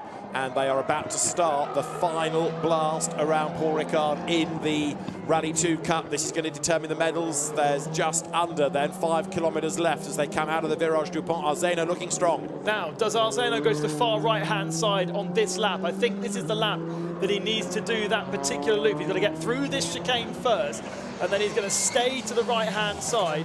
And he has to go through the slowest of the loops. There he goes, to the far right. Let's see where Spain comes out. This is almost like one of those little pit stop things, certainly like a joker in rallycross. Right. Where is Spain? 6 seconds back is the answer when they came over the line. There is Spain. But, of course, now it's a tighter line into turns 1 and 2, and this is where the margin is going to stretch back again. So it is advantage France. But what about Estonia for second place? Not quite. But France, I think, has got this nailed now. Unless Arzeno makes a mistake, he's managed to stay ahead. Interesting that the gaps don't ebb and flow quite as much as we saw with the front-wheel drive machines of a Rally 4.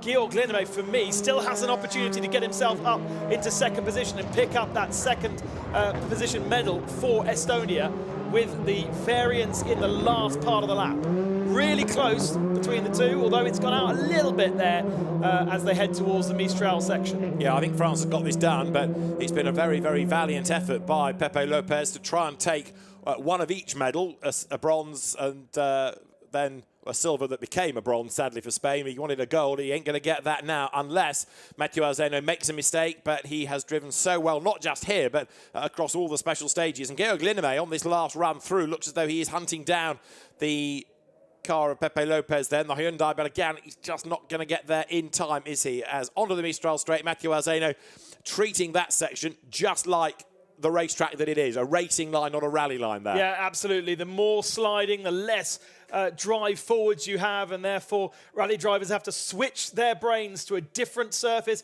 to a different technique when it comes to tarmac rallying. And they're doing a really, really good job there. Word on the street, we're going to be looking perhaps for a gravel rally, perhaps in next year's edition of Motorsport Games, completely mix things up.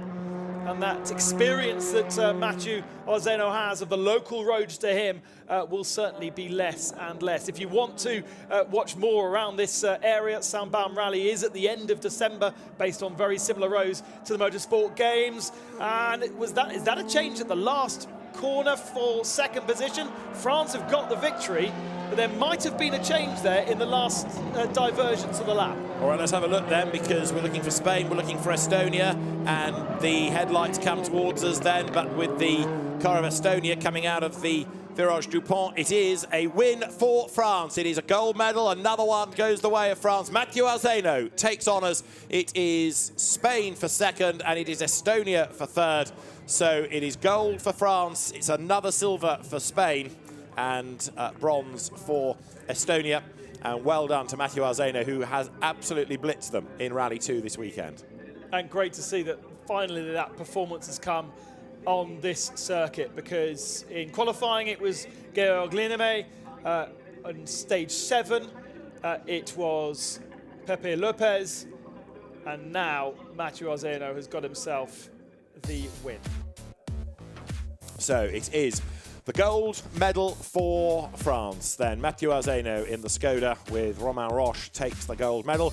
Jose Maria Lopez and Borja Rosada take silver, and bronze goes to Estonia. Georg Lineme and his British co-driver James Morgan sitting alongside. So great stuff from the Rally 2 entries, and Mathieu Arzeno out of 13 special stages won 12, and he wins the medal stage, the golden stage as it's called here as well. And then the 3 podium ceremonies will beckon. But it's been a good day for France. They've taken a good haul of medals, and I suspect there are more to come here tomorrow morning. So that's the rally activity done. They were busy yesterday and today. Strange to think that there's a whole host of activity at the circuit tomorrow, but already a number of teams packing up and going home. Their element of the FIA Motorsport Games is done. So there we have the winning Rally 2 cars coming through into the Parc Fermé area, then to the podium. It's a win, though, in the historics for Andrea Zinian, and let's hear from him now. Our Italian winners, congratulations, Andrea and Nicola. A fantastic result. The first games for you, but you've been driving together for a long time. First of all, Nicola, you've represented your country and you've got the gold. Well, yeah, it's really a great feeling. It's amazing, because normally in motorsport you don't have this thing of that you race for your country and you can win a medal. So it's something totally new, and I really enjoyed it these days and the whole atmosphere here at the games. And winning the gold is, wow, awesome. It's certainly something I'll remember forever. Andrea, a little word in Italian. Beh, guarda, è stato un weekend fantastico, ci aspettavamo una cornice di pubblico molto popolata, ma ce n'è stata veramente tanta, è stato un bellissimo evento e vincere la medaglia d'oro è sempre un onore comunque. Congratulations to you both. Thank you very much. Thank you. Complimenti Italy. So Andrea Zinian and Nicola Arena take the gold medal in historic Rally Cup. Rally 4 Cup, Rally 2 Cups, of course, still we will hear hopefully from our winning drivers. But I think the rally element has been a very popular part. It's been something different, and it's also been good to have the cars on the circuit here as well, to give the fans that have stayed long into the night something different to see. Now, we were talking earlier about the success of Roberto Dapra in Rally 4. Gold medal again to Italy, and Roberto Dapra and Luca Guglielmetti take the gold medal aboard their Peugeot. They're with Gemma Scott. Luca, Roberto, congratulations. Another win for Italy, taking home all the gold medals so far in the category. Perhaps not all 3, but a fantastic result. Roberto, just a quick word. Yeah, it was a long rally, difficult in the first loop because we were with a wrong setup. Then we fixed it for the second and also for today. It was very beautiful stages there in France, and we push a lot, 110%. A little bit of risk, but it's part of the game. And in the last stage, that it was the one that do the winners, and it was very stressful, and I don't know where the other drivers were, and we win, and it's unbelievable. It really is. Luca, a little word on Italiano. È stato fantastico, stati 2 giorni intensi. Complimenti a Palomo che ci ha reso la vita difficilissima, è il campione europeo, è super bravo, è stato bello battagliare con lui tutto l'anno. Ha vinto lui il campionato, noi abbiamo vinto oggi, siamo contenti tutti. Congratulations to both of you, and another success for Italy. Well done. Thank you. Thank you. So Roberto Dapra doing a very, very good job to win in Rally 4. But Matteo Arzeno has just been the man to beat in Rally 2, and I suspect he will be equally delighted, because it's one thing winning a gold medal in this, but to do it on your home event is something different again. Home event for the country, home event in the region. Matthew is a local person to here, and therefore had that benefit on the first day of knowing where he was going, which matters so much in rallying when, yes, you've done a recce, but you've never really driven it in anger. And he had competitors with lots of experience in the Rally 2 category and others with less experience in those particular cars. Pepe Lopez's co-driver, for instance, with WRC podiums to his name, Borja Rosada, but has actually worked with Pepe Lopez for a good couple of years now. Back to the historics. Look how beautiful the Quattro looks. And I like the way they've been able to integrate the Italian colours, but also keep the Audi Sport livery as well, which has always been a hallmark of the Quattro, with that sort of tricolore on the top of it, the red, the grey and the black that Audi Motorsport colours have been. So the Quattro arrives at the foot of the podium. There is another Italian hero of the hour, Roberto Dapra, arriving as the Rally 4 victor. And very shortly, the podiums beckon for the Rally Cup winners. Those are things that get me very excited. Lighting pods. Really? Yeah. That's why I know I like rallying, when you like different lighting pods. Would you like to tell us something about lighting pods in 1 minute without deviation, hesitation or repetition, Ben? There's so many different variants, isn't there? And they just look so cool when you put them on a car, generally. Look at the Audis, it's the triangles on the Audi. That's a Peugeot 208, but it's now got lighting pods, and it now looks awesome. And for some reason, they sound crazily good as well. What, lighting pods? No, the car Peugeots. generally, yeah. Yes, okay. Right. Not Peugeots, but that Peugeot, that 208, the Rally 4 category. That's Ben Constanduris, everybody. Please give generously. The Hey, Rally look, it's 9:15. It's been a long day. The Rally 2 winners are just going through the technical checks before they're brought down to the podium. And then the medal ceremony can get underway. But good to see that the fans are there. There's a big screen in that fan village. So, Ben, let's have a look at some of the highlights of the rally activity. A brand new format for our rally competitors, going 3 together into effectively a stage, but part of the stage shared with other cars. In the historic category, that wasn't too much of a problem. Zippo in the Audi, the class of the field, both in the coals, in the forests, and on the track. Carlos Sainz's brother Antonio Sainz in the Porsche, I think, had a technical problem because the car just didn't necessarily run like we've seen it for the rest of the weekend. It might have also been at age 65, he was struggling a little bit with where to go. We saw that last night when we visited this particular circuit as one of our stages. And the Czech Republic in the Opel Kadett picking up second position, but Zippo getting the first medal for Italy. The second medal would come soon after, Rally 4. Roberto Dapra struggling on the first day with setup in his Peugeot 208, but found the sweet spot today, took more stage wins out of Ortiz Palmero, and ultimately took the conventional rally section. He did have a scare though, Palmero. Stuck behind Ali Turkan for Turkey on lap 1. This was where it all went wrong.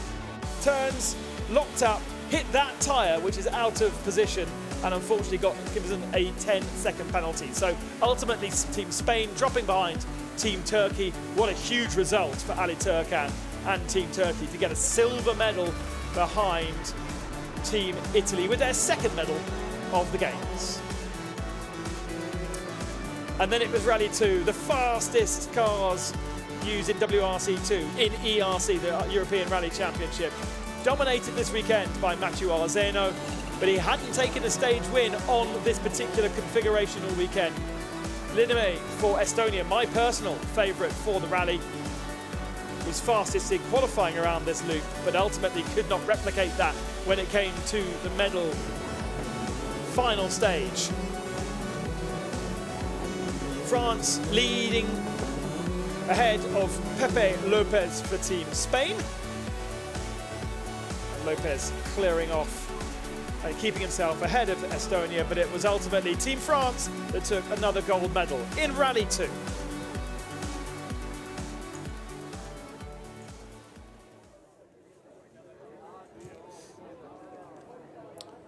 So the Rally 2 winners are there. Mathieu Alzano is ready to celebrate. I think he has joined Gemma Scott, and Mathieu Alzano is with co-driver Romain Roche. Let's hear from them. Romain, Mathieu, félicitations. C'était un super résultat pour vous et pour la France, bien sûr. Il y a plein de fans ici. Mathieu, juste avant, on va parler ensemble là. Pour le course, est-ce que c'est bien passé, tout le rallye? Tout le rallye s'est très bien passé. On a été en tête du début jusqu'à la fin. Donc voilà, on est très content d'être ici ce soir. Just saying there, Mathieu, that very, very happy. It was a great rally. They had no serious problems. The circuit was the hardest part this evening, but very happy with the results. Romain, c'est un honneur d'être là pour représenter la France. Exactement, c'était l'objectif. En plus que tout se joue sur la dernière spéciale, ça nous a mis un peu de pression. Après avoir fait le job pendant 2 jours, on est content de gagner la médaille d'or et de mettre la France sur la plus haute marche du podium. Félicitations encore une fois. Romain there just saying that the objective was achieved and the pressure was on this evening in the circuit, but they're delighted to bring the gold medal home for France. And it's been a great drive by the French crew. They know the roads, as Ben Constanduras has been making the point, but equally to win a gold medal on home soil, perhaps there is that just, okay, there's local knowledge whether it's rallying or racing, but there's also that extra determination, isn't there, to win, like it would be your home Grand Prix, for example. And the worry that the result of 1 minute advantage after 2 days worth of rallying could all be undone by a single stage here at the circuit. And as Mathieu said, it was the bit that was the hardest part. The pressure was on. There is fans everywhere. It's a different environment. You're not just out in the countryside like the rest of them. But it does mean that France have got a good haul of gold medals from today. They've done very well on the track, whether it's been in a race car or a rally car. And there's a chance of more medals to come tomorrow. So the drivers then are being made ready for the podium. I can see that the SRO officials are there, and it looks as though it's going to be modern podiums first, if you like, rather than the historics, as drivers hang by the Audi Quattro. Now, you might remember we mentioned a while ago in conversation the fact that obviously SRO have a great affiliation with GT cars. Yes. RGT, there is a GT version for rallying, which is a championship in the FIA championships, running Alpines and Porsches and Fiat Abarths. Mathieu has himself won the Soundbaum in an Alpine last year. So maybe there's another little variant that we can add to the mix, as we were discussing earlier, a GT class, if we stay on tarmac, in rallying too. Like the thought, like the thought.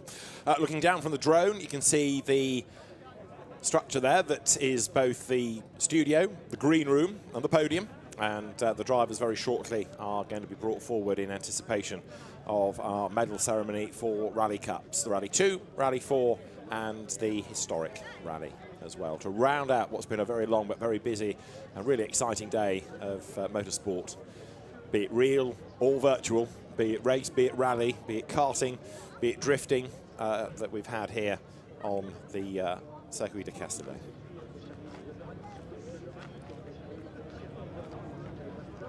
So we need the top 3 from the 3 classes. Once the drivers are there, if the officials are happy, then a thumbs up can be given and the podiums can rock and roll.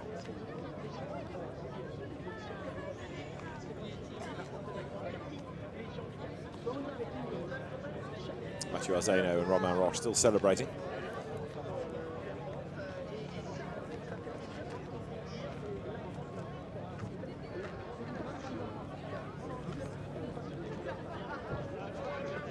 Yeah, Mathieu's been around for a good while now. It took Thierry Neuville was with me down in Crosscar at the moment. We were chatting with Thierry this morning regarding Mathieu, and they raced against each other in junior WRC, and I've now found that year, 2010, was when the two of them were in junior WRC, and Mathieu then did do some WRC as well. Right, the podiums, I think, are ready in an indeterminate order, but anyway, there are medals, there are drivers, and it might be that they're going to go after all in the order that they took part. In other words, we start with historics, but basically we'll find out in a moment, because the drivers will be called forward, and then medals will be presented. So the stairs from the cool-down room up onto the roof, there are the medals, and of course there will be two to be presented, because you've got one for the driver, one for the co-driver. You don't have to be of the same nationality to represent the nation. The co-driver can be of a different nation, as we saw Gail Lindmay and James Morgan, for example, but in the main they are of the same country.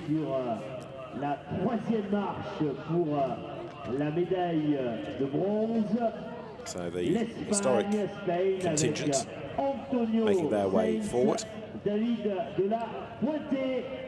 And so it is going to be the historics first. By the sound of it, it will be for the bronze. It's going to be the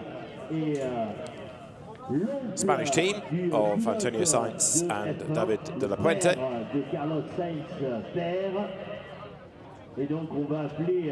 But ideally, we need them to head upstairs, which is finally happening. So drivers are on their way, representing Spain.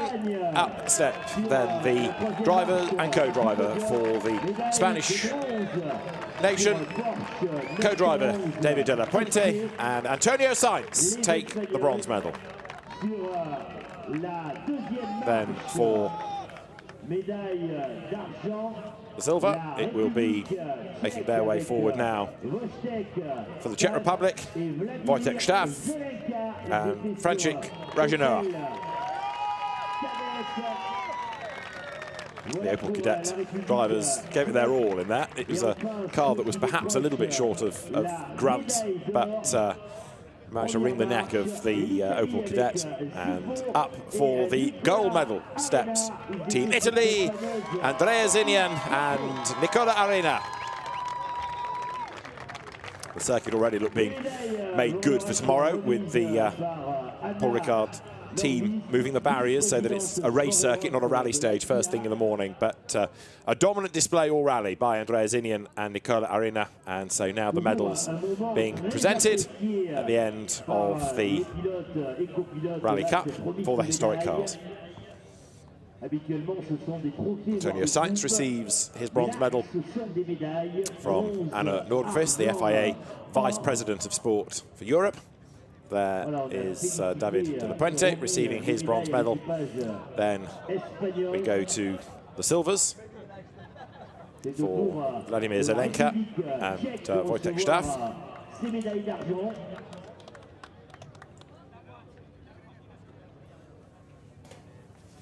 And if you like your historic rallying, one of the very, very best events to head to, which is where the Zippo was just a couple of weeks ago, driving a Subaru Impreza 555, of course. Rally legend, an amazing array of cars. It usually brings some of the more contemporary drivers to drive classic machinery. Being in Italy as well, absolutely fantastic place. And that's where we saw Zippo last in rallying. So the gold medal to Italy, to Nicola Arena and Andrea Zinian.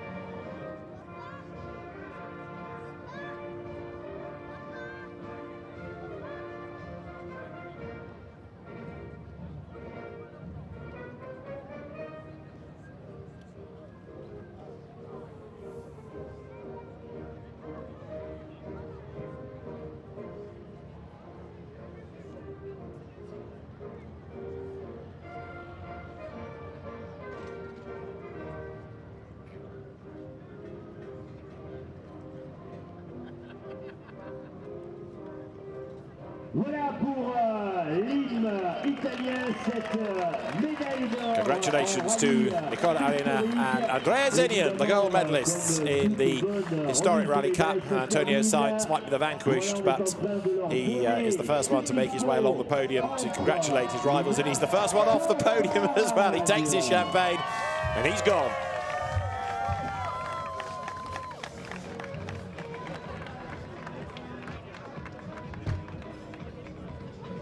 Wojtek Staff nearly comes a cropper, but the historic rally contingent, I think, has enjoyed the last couple of days, and it's been a good addition and some good variety of car. I know the Audi Quattro perhaps was always the shoe-in for the win, but whether it's been Lada, Opel, Audi, Porsche, Talbot, there's been all sorts of variety. The only thing you can argue that was missing in the historic class was a Mark II Escort. Yes. Yes, why? There must have been plenty knocking about. Probably more of a British thing than a mainland Europe these days, maybe, perhaps. yeah. Perhaps. Well, there is the winning Peugeot from Rally 4. Here, you can't see it, unfortunately, in the picture, but on the right-hand side of that light, not on that light pod, that's why you can't see it. On the Quattro is Carlos Sainz's autograph. Is that right? Which is covered up by a piece of tape. Which must be a bit awkward to then share a podium with his brother, but that is on that Audi Quattro on the red bit of the flag, and has disappeared a little bit because, of course, they've had to add the flag onto the bonnet as part of the regulations of the rally, so you can only just see it under the red tape. Well, Rally 4 went the way of Italy as well, and so Roberto Dapra is very shortly going to make his way to the top step of the podium. There is the Italian tricolore adorning the Audi Quattro. It's still got great presence, hasn't it? Well, the best part of 40 years on. Fantastic looking beast. And all the various different variants, of course. The Group B car, even wider, even more aggressive. But actually, as other manufacturers came along with Group B machinery, Audi never really matched the same success. Still didn't change the legacy of the car, though, did it? No. But when you look at the later days of Group B, you tend to actually realise that the Quattro wasn't the steamroller that it's always been thought of. But it certainly goes into rally folklore for the way that it just changed the sport completely. They found that aspect of the regulations. I suppose also changed the brand Audi themselves. Oh, for sure, yeah. Yeah, it went from a very staid brand, didn't it, to a proper performance brand. And then to touring car racing and prototype racing. So now we move to Rally 4, where the Spanish drivers take bronze after the penalty applied to Oscar Palomo and Rodrigo San Juan. Then for silver, Turkey will step forward onto the podium, and the Turkish representation is Ali Turkan and Ahmet Burak Edirne. So it was a result that changed because of a penalty applied to Spain, but Ali Turkan and Ahmet Edirne very, very pleased indeed with the improved results. And of course, they got a stage win out of the event today as well. So they've been there or thereabouts, but so too to dominate Rally 4 today and to share stage wins yesterday. For Italy, the gold medal will go the way of Luca Guglielmetti and Roberto Dapra. Roberto Dapra, the man behind the wheel, makes his way into the top step. Great to see his Italian fellow athletes supporting him and Luca Guglielmetti as the medals now are to be handed over, starting again with bronze for Spain. Oscar Palomo's enthusiasm was his undoing. What's also nice here is that, yeah, I know it's in the regulations that you're meant to have overalls reflecting your country, your ASN, but not just that, but the bulk of competitors are coming up with national flags as well. You know, the whole element of the nation bit is being embraced properly. Yeah, absolutely. And there is certainly a pride as you speak to people that that is doing something different. Motorsport can be quite a selfish pastime, can't it? And here they're doing it as a community. They're not just doing it for their country, but they're doing it as the representatives of the country here at the Games. They're walking hand in hand and side by side with people from other disciplines. And supporting other disciplines. The rally guys are over, and some of them might stick around and watch, you know, the auto slalom tomorrow. Quite similar. They'll have friends in that. Go to the karting track. That's a lot of kisses. Wow. That's what happens when you win gold. So Oscar Palomo and Rodrigo San Juan take bronze. Ali Turkan and Ahmet Burak Edina take silver. And Roberto Dapra with Luca Guglielmetti take the gold medal in Rally 4.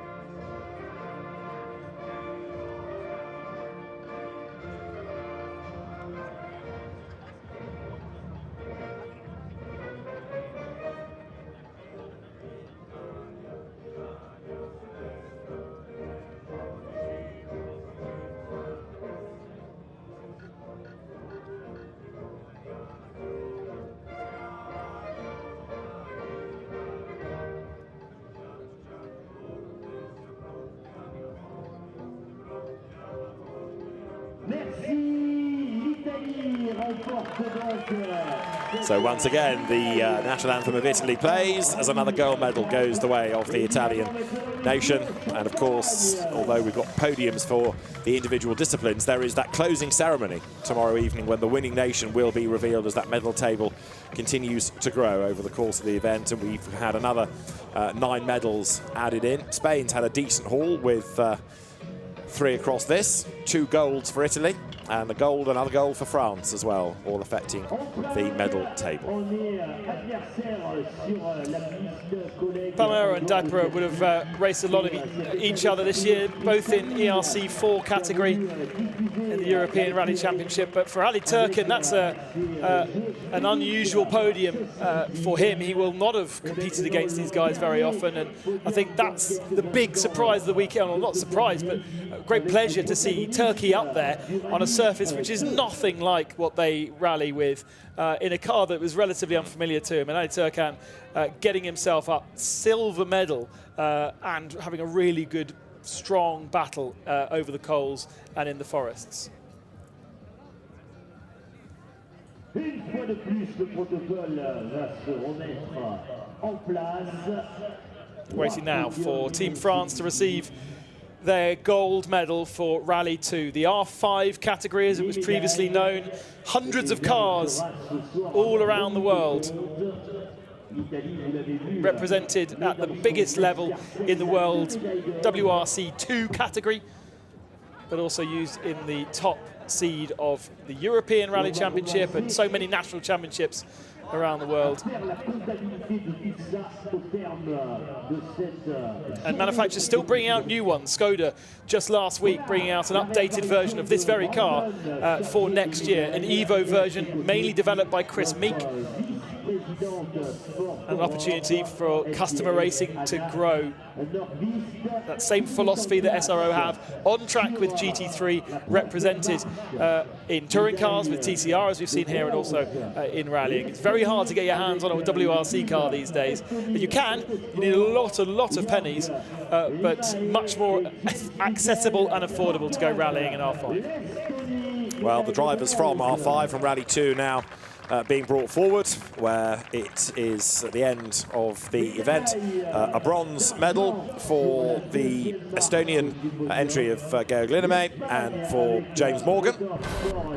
Then as Estonia and Wales stand side by side, it will be silver for Spain, and Jose Maria Lopez again with national flag steps forward, joined by Borja Rosada. And then for the top step of the podium, it's a gold medal once again for France, for Mathieu Azeno and Romain Roche. The gold medal to the Skoda drivers, having absolutely blitzed Rally 2 in the FIA Motorsport Games. Again, the national flag is there, and handshakes all round, and Mathieu Arzeno and Romain Roche stand on the top step of the podium. Gold for France, but first we go in reverse order. So the bronze medal goes there to co-driver James Morgan, to driver Georg Linnemey for Estonia. Anna Nordqvist once more, the FIA Vice President for Sport Europe, is in charge of presenting the medals there for the Spanish crew, for Borja Rodada, for Jose Maria Lopez, the Hyundai drivers, the silver medals. But Mathieu Arzeno and Romain Roche will get gold, and they have been mighty all through the event, whether it's been in the conventional special stages or here on track. Borja Rodada on his 283rd rally, sitting alongside Pepe Lopez, training up Pepe Lopez. There's a big age difference between the two of them. And has been alongside him for a good couple of years. That compares to, even though Mathieu Arzeno has been around a long time, he's only done 90-odd rallies. Georg Linnemey with 60 rallies to his name. So the national anthem of the winning nation, once more, gold medal to France.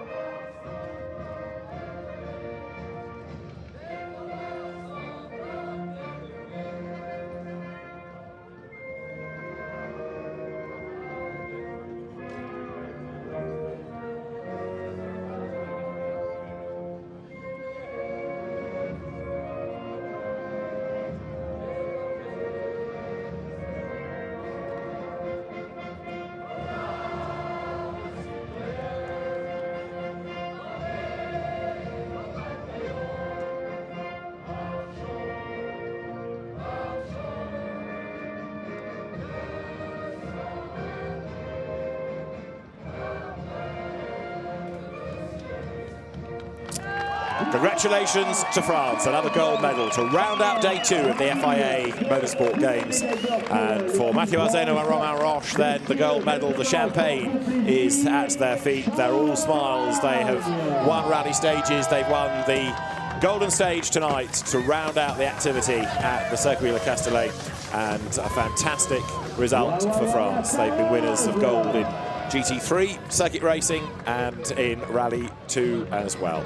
Well, tomorrow the circuit is given over purely to race activity, but of course karting is still in business, so is drifting, so is esports, so the slaloms, both auto slalom and kart slalom. So there's a lot to see, a lot to enjoy still within the FIA Motorsport Games, and we'll bring you all of that action tomorrow. For your company today, thank you very much, and we look forward to more action, more medals tomorrow to determine which nation will win the FIA Motorsport Games. See you tomorrow.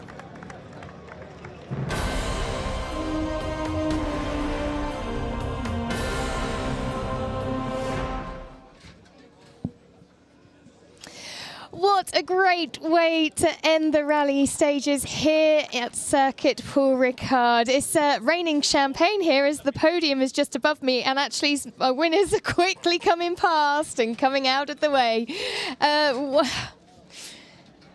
3 more podiums, which means the medal table is really stacking up now.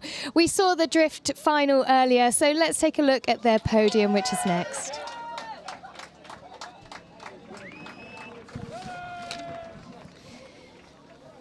In 3rd place for the drifting, it was